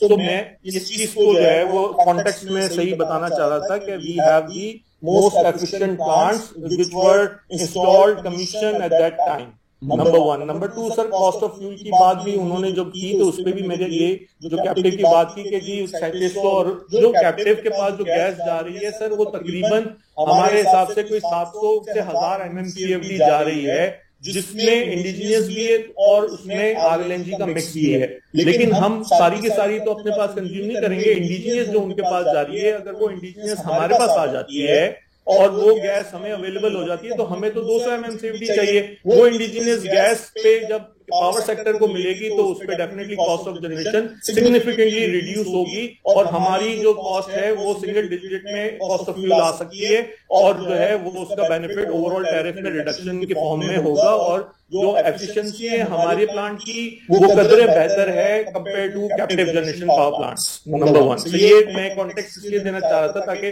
सही पिक्चर पता हो। तीसरी बात सर जो उन्होंने CPP की बात की कि इंटरकनेक्शन क्यों पहले नहीं लगे। तो हम सर पिछले आप लोगों के पास सारी अपडेट है और इसका जवाब भी हर हियरिंग में आरिफ बिलवानी साहब को दिया जाता है। आई थिंक वो उन्होंने ये कहा कि हमें जवाब नहीं दिया जाता तो आई थिंक मैं फिर दोबारा से उनके लिए ये बता देता हूँ। और CPPA गवर्नमेंट ऑफ पाकिस्तान के साथ ये पिछले 4 साल 5 साल से ही डिस्कशन चल रही थी जहां पर हमारा 700 मेगावाट कोल दतांग जो कि हमने लोकल कोल के ऊपर जो है वो प्रपोज किया था जब उस पर भी डिस्कशन हुई तो कहा गया कि आप अब जो है वो सरप्लस पावर क्योंकि कंट्री में है तो आप जो है वो नेशनल ग्रिड से लें। इससे पहले हमेशा ये बात होती रही थी कि इवन 650 मेगावाट भी केई को नहीं मिलना चाहिए और केई को सेल्फ सस्टेनेबल मोड पे अपने पावर प्लांट्स लगने चाहिए। ये बात ऑन रिकॉर्ड भी है। 2014-15 में ये सारी बातें ऑन रिकॉर्ड है जिसके ऊपर हमने अपनी प्लानिंग भी की थी। बट सब्सिक्वेंटली 2018 में ये बात हुई कि जी नहीं अब सरप्लस पावर जो है वो नेशनल ग्रिड में अवेलेबल है तो आप नेशनल ग्रिड से लें। फिर उसके बाद भी ये डिस्कशन चलती रही और 2022 दिसंबर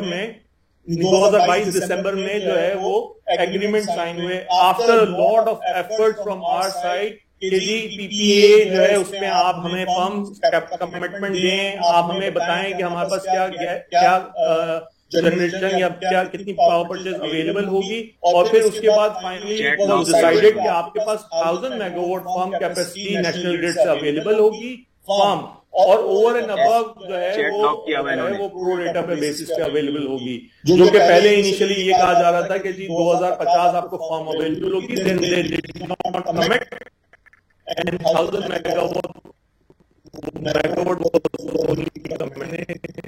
हमसे शेयर हमने कनेक्शन वो स्टार्ट कर दिया था उसी की वजह से और कमिशनिंग फेज में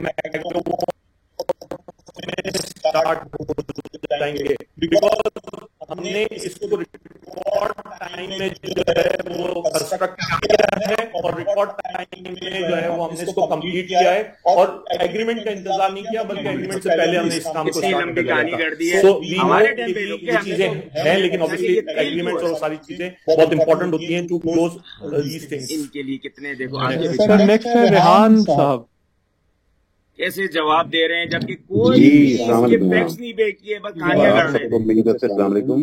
कुरंगी एसोसिएशन से मेरा ताल्लुक है जी। बड़ी अच्छी डिस्कशन हो रही है और बड़े वैलिड आर्गुमेंट्स आए हैं दोनों तरफ से सर। तो मैं कुछ सवाल रेज करना चाहूंगा और मैं अपनी ऑब्जर्वेशन भी देना चाहूंगा सर इसको। एक तो ये कि सर ये के इलेक्ट्रिक का MIT काफी डिले हो गया है, तो मेरी अथॉरिटी से भी दरखास्त है, आजाना दरखास्त है कि इसको टैरिफ्स को जो है इनके इलेक्ट्रिक उनको फाइनलाइज करके ताकि हमारी रेफरेंस कॉस्ट सामने आ जाए। और ये जो आर्गुमेंट्स है सारे हमारे के फ्यूल महंगा पड़ रहा है, फ्यूल सस्ता पड़ रहा है, इनके प्लांट महंगे हैं, इनके प्लांट सस्ते हैं, जब रेफरेंस कॉस्ट अभी हम मार्च की रेफरेंस कॉस्ट पे चल रहे हैं उस पे बेस करके, तो सर जब हमारा टैरिफ सामने आ जाएगा तो ये डिबेट फिर उसके बाद की है कि ये अब 7 साल का टैरिफ दोबारा फाइनल होने जा रहा है। और सर दूसरा एक आर्ग्यूमेंट ये है कि प्लांट्स ये इलेक्ट्रिक के इनएफिशिएंट हैं, पुराने हैं, नहीं हैं, ये सारी बातें अपनी जगह ठीक है, लेकिन मैं यहाँ एक सवाल रखना चाहूंगा सबके सामने कि अगर पेट्रोल की कीमत 1000 रुपए पर लीटर हो जाए और वो जब हम अपनी गाड़ी में डालेंगे तो 1000 रुपए पर लीटर वाला पेट्रोल हमें ज्यादा मतलब महंगा पड़ेगा या 236 रुपए फी लीटर वाला पेट्रोल हमें महंगा पड़ेगा? तो जाहिर सी बात है, कॉमन सेंस की बात है, मतलब इसके लिए कोई इतने ज्यादा दिमाग लगाने की जरूरत नहीं है कि सस्ता फ्यूल होगा तो गाड़ी की कॉस्ट हमें पर किलोमीटर सस्ती पड़ेगी। इसी तरीके से जब बिजली के प्लांट में हम महंगा फ्यूल डालेंगे तो बिजली को महंगी बनाएगा, अगर हम उसमें सस्ता फ्यूल डाल देंगे तो सस्ता फ्यूल बनाएगा। अब आगे की बात आ जाती है कि स्वी गैस कंपनी क्या करेगी, 400 अरब रुपए का नुकसान करे या फायदा करे, स्वी गैस कंपनी अपने कस्टमर को मुफ्त में गैस देना बंद कर दे, महंगी गैस बेचना शुरू कर देगी तो उसको लॉस नहीं होगा। लेकिन वो जिम्मेदारी हमारी थोड़ी है बिजली के कंज्यूमर्स की, हम स्वी गैस के सब्सिडियों का लॉस का वजन उठा के बैठे रहे। भाई सिंपल सी बात है, इसमें कोई नो ब्रेनर, कॉमन सेंस की बातें, हम फजूल की आर्ग्यूमेंट करते रहते हैं हर बात के ऊपर। सस्ते फ्यूल से सस्ती बिजली मिलेगी, प्लांट इनएफिशिएंट है, वो बात की बात है। 1050 रुपए नेचुरल गैस का रेट है, 3700 रुपए RLNG का रेट है। हम खुदा को मानते हैं, अल्लाह को मानते हैं, हम यहाँ पर हम गवर्नमेंट की सब्सिडी झूठे जा रहे हैं, गैस कैप्टिव पावर वालों को दे रहे हैं। और मैं देख रहा हूँ हमारी सारी अपनी इंडस्ट्रीज जो है वो उसकी प्रोटेक्शन में निकल आती है पर ये 700 कैप्टिव पावर वालों को बचा दिया जाए, इनको कुछ ना किया जाए। और 35,000 इंडस्ट्री कराची के अंदर जो चल रही है, इंडस्ट्रियल कनेक्शन 35,000 हैं, वो महंगी बिजली इस्तेमाल करने पे मजबूर हैं। उन 35,000 की तरफ किसी बड़े आदमी की, किसी बड़े स्पोक्समैन की, किसी सियासी की जमात की तवज्जो नहीं जाती। हर बंदा उन 700-600 कैप्टिव पावर्स को पकड़ के बैठा रहता है। इसका सिंपल सा हिसाब ये कि जो गवर्नमेंट 172 अरब रुपए की सब्सिडी अभी दे रही है इनको, ये के इलेक्ट्रिक को, भाई आप ना दें 172 रुपए की सब्सिडी, अगर आप इनको सिर्फ 100 MMC, मैंने खुद हिसाब निकाला हुआ है, मेरे पास शीट्स मौजूद हैं, मैंने नेपरा को सारा कुछ ईमेल किया हुआ, आप मेरी ईमेल निकाल के देख लें, मेरे लेटर्स निकाल के देख लें। 100 MMC FD के ऊपर आपकी 80 अरब रुपए की सब्सिडी बचती है साल की। ये 80 अरब रुपए हम साल के मतलब चूल्हे में झोंक रहे हैं और चंद लोगों को मुनाफा दे रहे हैं कि भाई आपकी 600-700 लोग बड़े सेठे जो हैं जो लगा सकते हैं महंगे 7-7, 8-8 करोड़ रुपए के जनरेटर, वो पैसे बनाते रहे, बाकी सारे लॉस करते रहे। अच्छा, अब मैं तीसरी बात की तरफ आ जाऊंगा सर। तो बात यह है कि पूरे पाकिस्तान में आप जब बिजली का बिल उठा के कंपेयर करते हैं ना लेस्को का और केई का, तो सारी चीजें यूनिफॉर्म है। आपके यूनिट चार्जेस यूनिफॉर्म है, आपके टैक्सेस यूनिफॉर्म है, आपका क्वार्टरली यूनिफॉर्म है। सर बड़ी सिंपल सी एक बात है, अब फ्यूल एडजस्टमेंट को भी आप लोग यूनिफॉर्म ही कर दें। गवर्नमेंट को चाहिए सीधा सीधा काम करे, ये लड़ाई खत्म करे। फ्यूल एडजस्टमेंट भी पूरे पाकिस्तान के साथ कर दें। उनकी रेफरेंस कॉस्ट है वो 9.31 पैसा है फ्यूल की, इनकी जो रेफरेंस कॉस्ट होगी उसके हिसाब से सब्सिडी में से इनको एडजस्टमेंट मिल जाएगी। हमें पूरा बिल एक ही जैसा मिलेगा पूरे पाकिस्तान में, कोई झगड़े खत्म हो जाएगा सारा का सारा।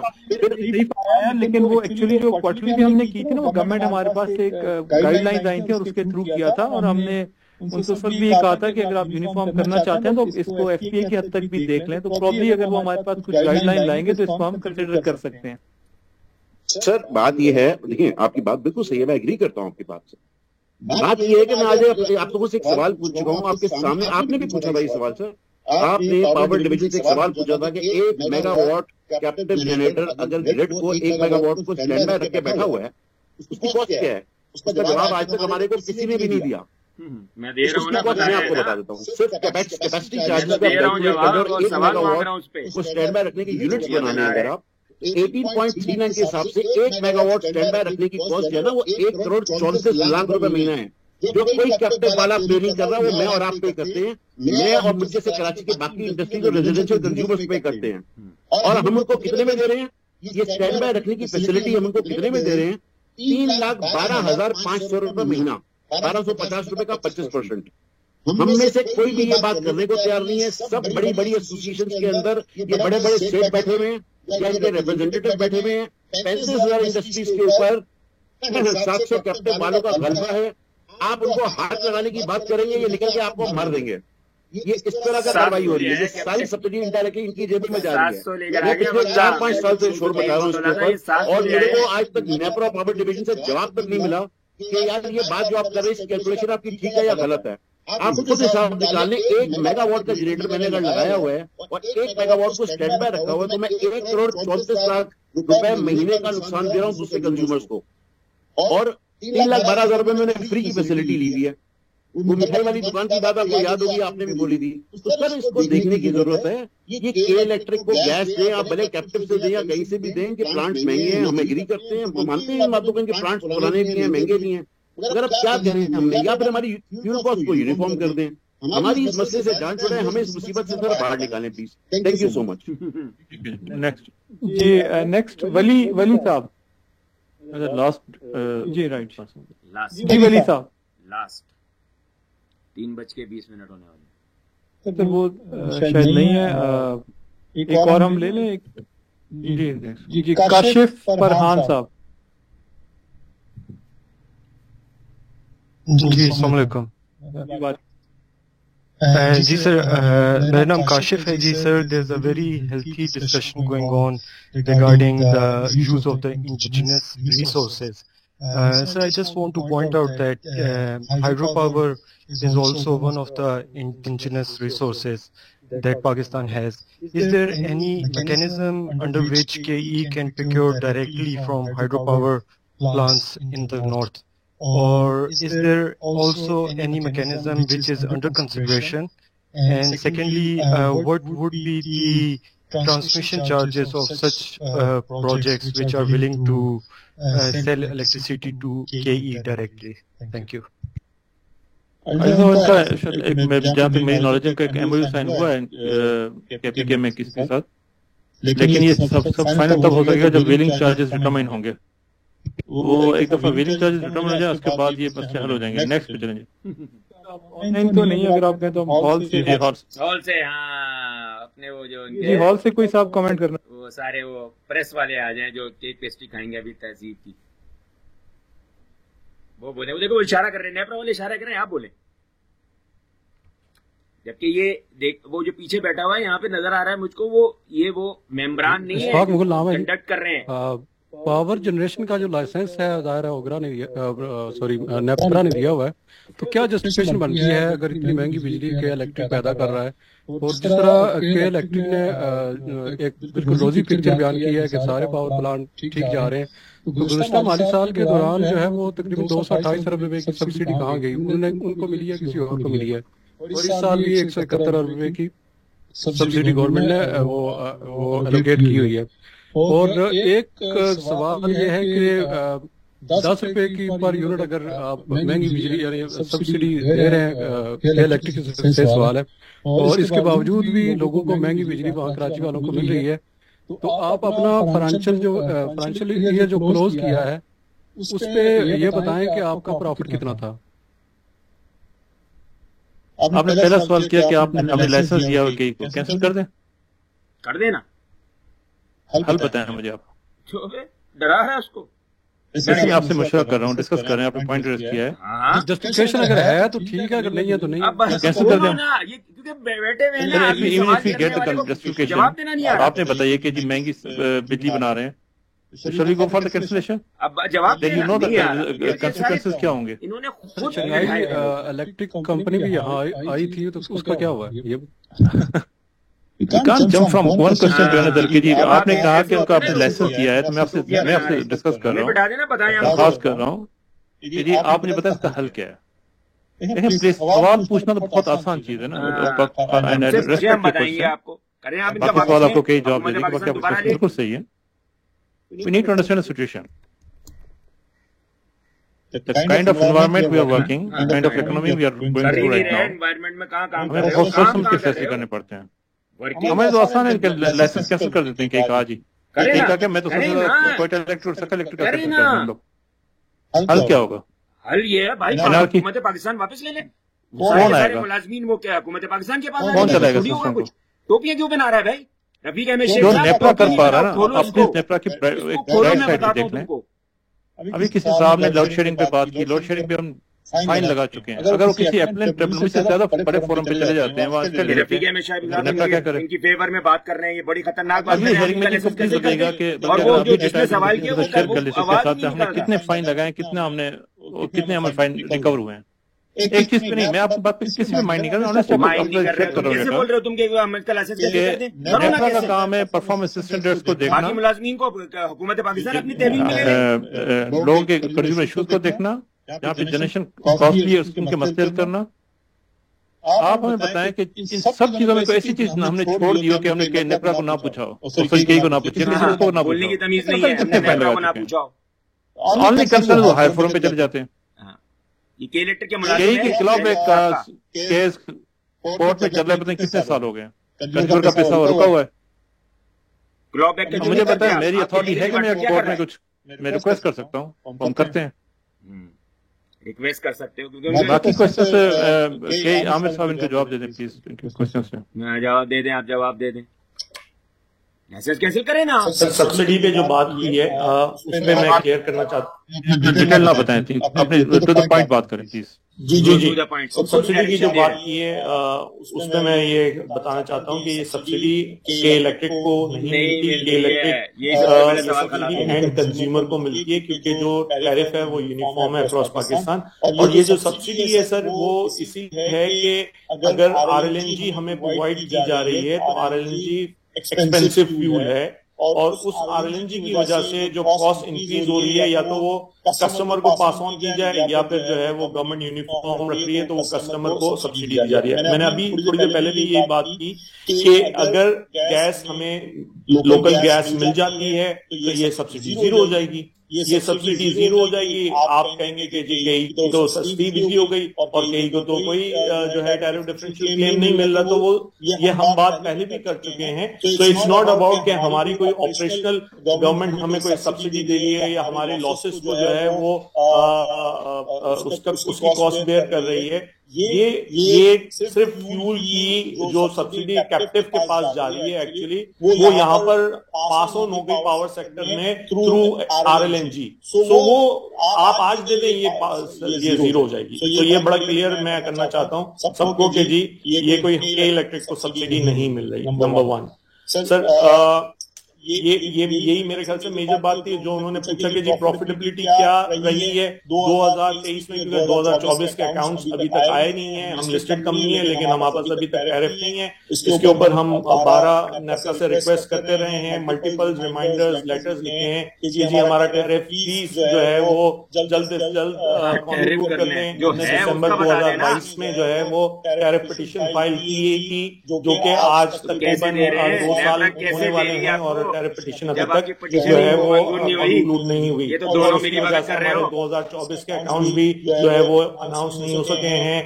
हम जो है वो सॉर्ट ऑफ नॉन कंप्लायंस है हमारी कंपनी ऑर्डिनेंस की, जो कि एक लिस्टेड कंपनी को फाइल करने के अकाउंट्स, लेकिन हमने रिक्वेस्ट भी SECB में सबमिट की है और वो अकाउंट 2024 के हम अभी तक इशू नहीं कर सके। 2023 में सर हमारा 30 बिलियन का लॉस था और because of so many reasons related to tariff which we have already explained, और उसके ऊपर हमारी वेबसाइट पे भी और बाकी जगहों पे भी उसकी फुल एक्सप्लेनेशन अवेलेबल है। जी नेक्स्ट कोई और साहब से बात कर बिल्कुल क्वेश्चन सर सर पिछली मरतबा मैंने एक क्वेश्चन किया था बल्कि एक रिक्वेस्ट की थी एक वीडियो के बारे में लाहौर में उनको कनेक्शन नहीं लगा के दे रहे थे वो आपके कंज्यूमर अफेयर डिपार्टमेंट ने इमीडिएट लगा दिया तो उसके लिए thank you very much for authority. Sir अभी आज इस टाइम कैमा कमेटी हो रही है स्टैंडिंग कमेटी पावर की वहाँ पर सैयद अमीनुल हक साहब ने ये कहा है कि एक शेख साहब कनेक्शन लग गया कोई हमारा एहसान हमने नहीं किया किसी पे आपने ये चेक किया डिले क्यों हुआ था और जिस एसडीओ जिस एक्शन की वजह से डिले हुआ था उनके खिलाफ अपना एक्सप्लेनेशन दिया इसको मैं चेक करवा लेता हूं करेक्शन लगवा देते हैं प्रॉब्लम हम मसला हल करते हम समझते हैं हमने एहसान किया है आप ये एक्सप्लेनेशन देते हैं कि प्रोसेस डिले क्यों हुआ है ठीक है सर क्वेश्चन ये है कि स्टैंडिंग कमेटी अभी इस टाइम पे हो रही है उसकी चीजें मतलब वो रिपोर्ट हो रही है ऑनलाइन उसमें यह है कि सैयद अमीनुल हक एमएनए उन्होंने वहां पर ये कहा है कि सीईओ साहब भी वहां पर मौजूद हैं मोहम्मद सलवी साहब कि लोड शेडिंग बहुत ज्यादा है जो एमडी साहब की तरफ से स्टेटमेंट दी गई वो 6 घंटे तक किया लेकिन वो कहते हैं कि 18 घंटे तक लोड शेडिंग है तो इनके वहाँ के जो मेंबर वो ये कह रहे हैं। दूसरी सर आपने अभी एक मेरे कुलीग के सवाल के जवाब में कहा कि आपने बहुत ज्यादा जुर्माने किए हैं वो जुर्माने की तो हैंड आउट हमें मिलता है सर वो जुर्माना जाता कहाँ पे है सारफ को मिलता है मिलता ही नहीं तो कहाँ जाएगा मैं आपसे कह रहा हूँ कि वो मुख्तलिफ फोरम्स पे चैलेंज हो जाता है गवर्नमेंट अब ये अब हमने रिसेंटली डिप्टी कमिश्नर्स होते हैं जो ये कलेक्टर्स होते हैं हमने उनको सबको खत लिखे कि हमें रिकवरी करवाएं आपको पूरी डिटेल मिल जाएगी जितने कलेक्टर्स को मिला देखिए हम कानून के अंदर जा सकते हैं ना हम मुझे आप रास्ता ही बताया करें कि जी कानून में आपने ये आपने अडॉप्ट नहीं किया कलेक्टर्स का बस रास्ता था हमने उनको खत लिख दिया कितने खत लिखे थे हमने पिछले महीने को अच्छा खत लिख रहे हैं बस जो स्टेट नहीं है उनको सबको खत लिख गए हैं सर सबको खत लिखे गए हैं कि हमें पैसे रिकवर करवा के खत लिखे हैं इनके 50% हैं जी इनके वकील बैठे हुए वो जा नहीं रहे खत लिख रहे हैं बस भाई नहीं अथॉरिटी की क्यों नहीं सुनी जाएगी लिखा जाता कोर्ट में जाया मैं कह रहा हूँ कि कानून के अंदर रहते हुए अथॉरिटी ने सब कुछ किया है अबे यार इतनी बोगस बातें कर रहा है एक वाहिद शायद लास्ट टाइम के इलेक्ट्रिक की थी जिसपे इन्होंने हमें फाइन जमा करवाया था उसपे जो फैटल एक्सीडेंट्स हुए थे 2022 या 23 में और हर बंदे को 3.5 मिलियन हमने कोई नकीन ने हमने एहसान किया था उनका नुकसान हुआ था जो थोड़ा बहुत कर सकते हैं उन्होंने पे किया था और उसके बाकायदा वीडियो एविडेंसेस हमारे पास है हर बंदे की जितना हम कर सकते हैं हम कर रहे हैं अब अगर गवर्नमेंट ऑन डिस्पोज वो कोर्ट में चले जाएंगे तो कई क्या अथॉरिटी क्या करेगी कोर्ट के सामने जाके आप बता दें अगर आपके खिलाफ वो कोर्ट चला जाए स्टे मिल जाए तो आप क्या करेंगे तो कैसे दिया थोड़ी है यही आप ड्रामेबाजी कर रहे हैं शाहिद अजमल एबीएन न्यूज से सर मैं इन्हीं के सैफ साहब और इशफाक साहब को सवाल था उसी के शुरू इशफाक साहब ने किया मैं इसी पे सर दोबारा ये सवाल करूंगा कि देखें अभी एफबीआर के कानून में तरमीम हुई है कि उनके जो मामला कोर्ट्स के अंदर हैं गवर्नमेंट ने की हैं कि उनको जल्द से जल्द हल करने के लिए तरमीम की है लॉ के अंदर तो आपने कुछ सजेशन लिख के गवर्नमेंट को भेजी है। दूसरा ये है कि सजेशन किससे रिलेटेड इसी हद के हवाले से कि कोर्ट में मामला पेंडिंग है कोई ऐसा कानून बनाया जाए कि जाए ना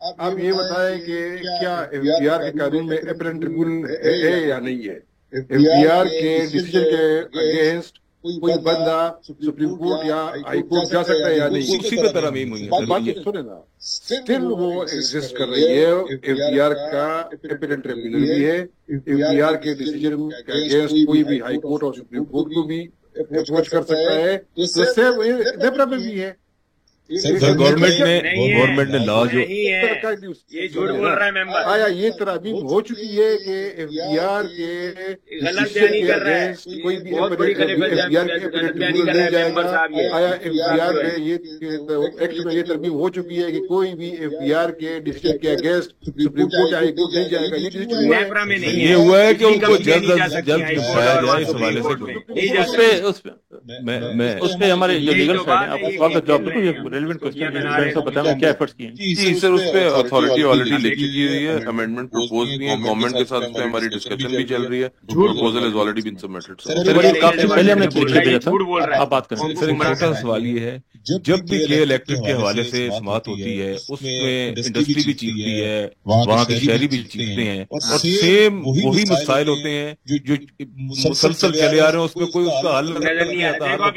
एक ही मसाइल पर सामने आते हैं, तो इसके हल के लिए अथॉरिटी ने, आप कहते हैं कि हम कोशिश करते हैं, लेकिन वहाँ जो हम सुनते हैं आवाम को और इंडस्ट्री को, कोई उसमें हमें हल नजर नहीं आ रहा होता। इसकी क्या वजह है? मैं इससे आपके सवाल का जवाब मैं आपको आखिर में दूंगा। आखिर में दूंगा ना। एविडेंस ठीक, बस ठीक। देखिए जी, आपने जो सवाल किया है, कई के इश्यूज, मैं कई को एड्रेस कर रहा हूँ, इसको हम कंक्लूड कर देंगे। कई के जो इश्यूज हैं दो हैं, जो मोस्टली अथॉरिटी में आते हैं, rightly they are raised by the different stake holders.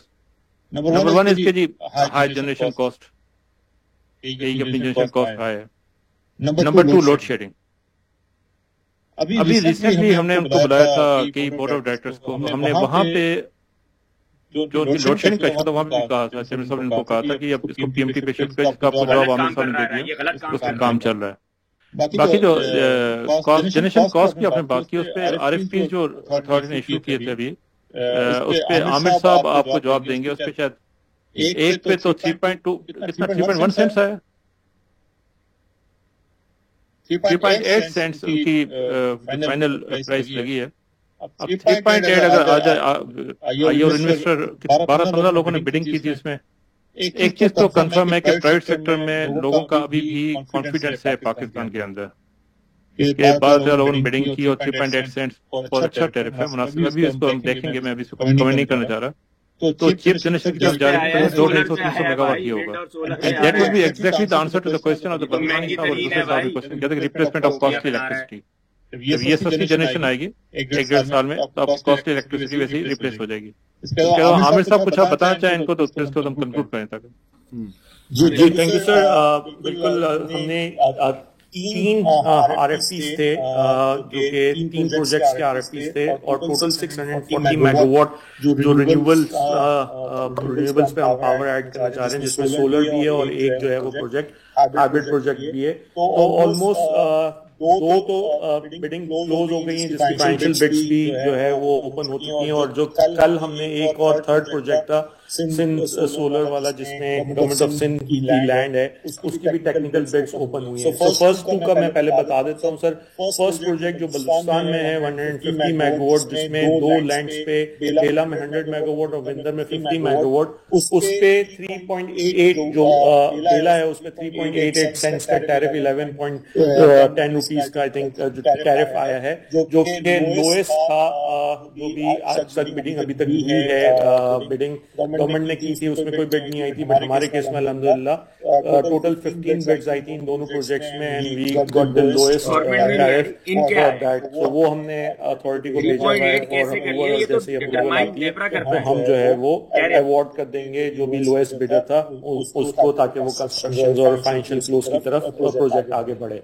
जो सेकंड प्रोजेक्ट क्लोजर कंप्लीट हुआ है, जो फाइनेंशियल बिड और total competitive bidding process complete हुई है, तो सर 220 मेगावाट हाइब्रिड प्रोजेक्ट है। This is the first hybrid project and it's innovative hybrid project, जिसमें हमने साइट न्यूट्रल फर्स्ट टाइम जो है वो कॉन्सेप्ट लेके आए थे, और उसके बेसिस पे जो है वो 220 मेगावाट हमने कंसीव किया था फॉर बिडिंग, और उसमें अल्हम्दुलिल्लाह उसका जो टैरिफ आया है वो इवन जो पिछली जो बलूचिस्तान वाली सोलर की बिड्स थी उससे भी जो है वो नीचे आया है, और तकरीबन 3.08 सेंट्स जो कि 8.91 रुपीज पर यूनिट का टैरिफ है, वो हमें मिला है 220 मेगावाट के लिए, विच इज माशाल्लाह से अमेजिंग, एंड ऑब्वियसली ये हमें हेल्प करेगा ओवरऑल कॉस्ट ऑफ जनरेशन को रिड्यूस करने में, क्योंकि अगर 3.08 सेंट्स के ऊपर टैरिफ आ रहा है, जो कि इस वक्त 8 रुपीज 91 पैसा बनता है, तो आप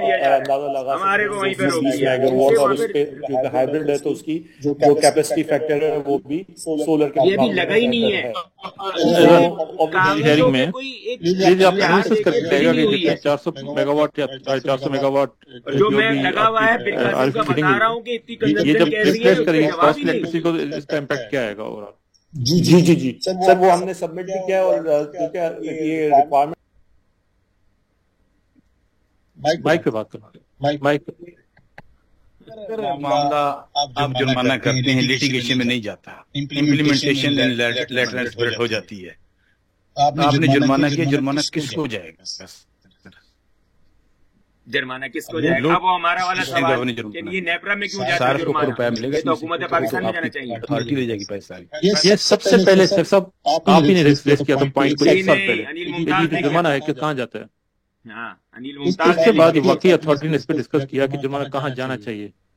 पहले ये गवर्नमेंट में जाता था, अब शायद नेपरा के पास, गवर्नमेंट पे ज्यादा भी झूठ बोल रहे हैं, गवर्नमेंट को ही जाता है ये जुर्माना। लेकिन हम वैसे मैं कह रहा हूँ, अनऑफिशियल बता रहा हूँ आपको कि हम इस पे थिंकिंग प्रोसेस हमारा चल रहा है कि किसी तरीके से हम कंज्यूमर को पास ऑन करें, नंबर 1। नंबर 2 हम एक और काम कर रहे हैं, इसी कल परसों शायद अखबार में आ भी जाएगा ये।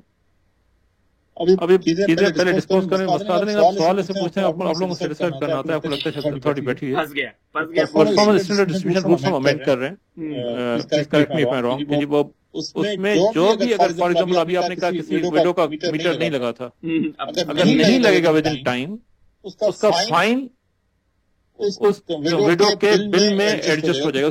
जिसको जो है अपने रिटर्न से, अपने प्रॉफिट से वो पैसे देगी, एक तो 200 या 500 रुपये प्रोसेस मैकेनिज्म बना रहे हैं, वो विडो के अकाउंट में चले जाएंगे कि आपको हमारी वजह से कोई तकलीफ आई, डिले हुआ है। तो ये भी अखबार में आ गया है या कल आ जाएगा?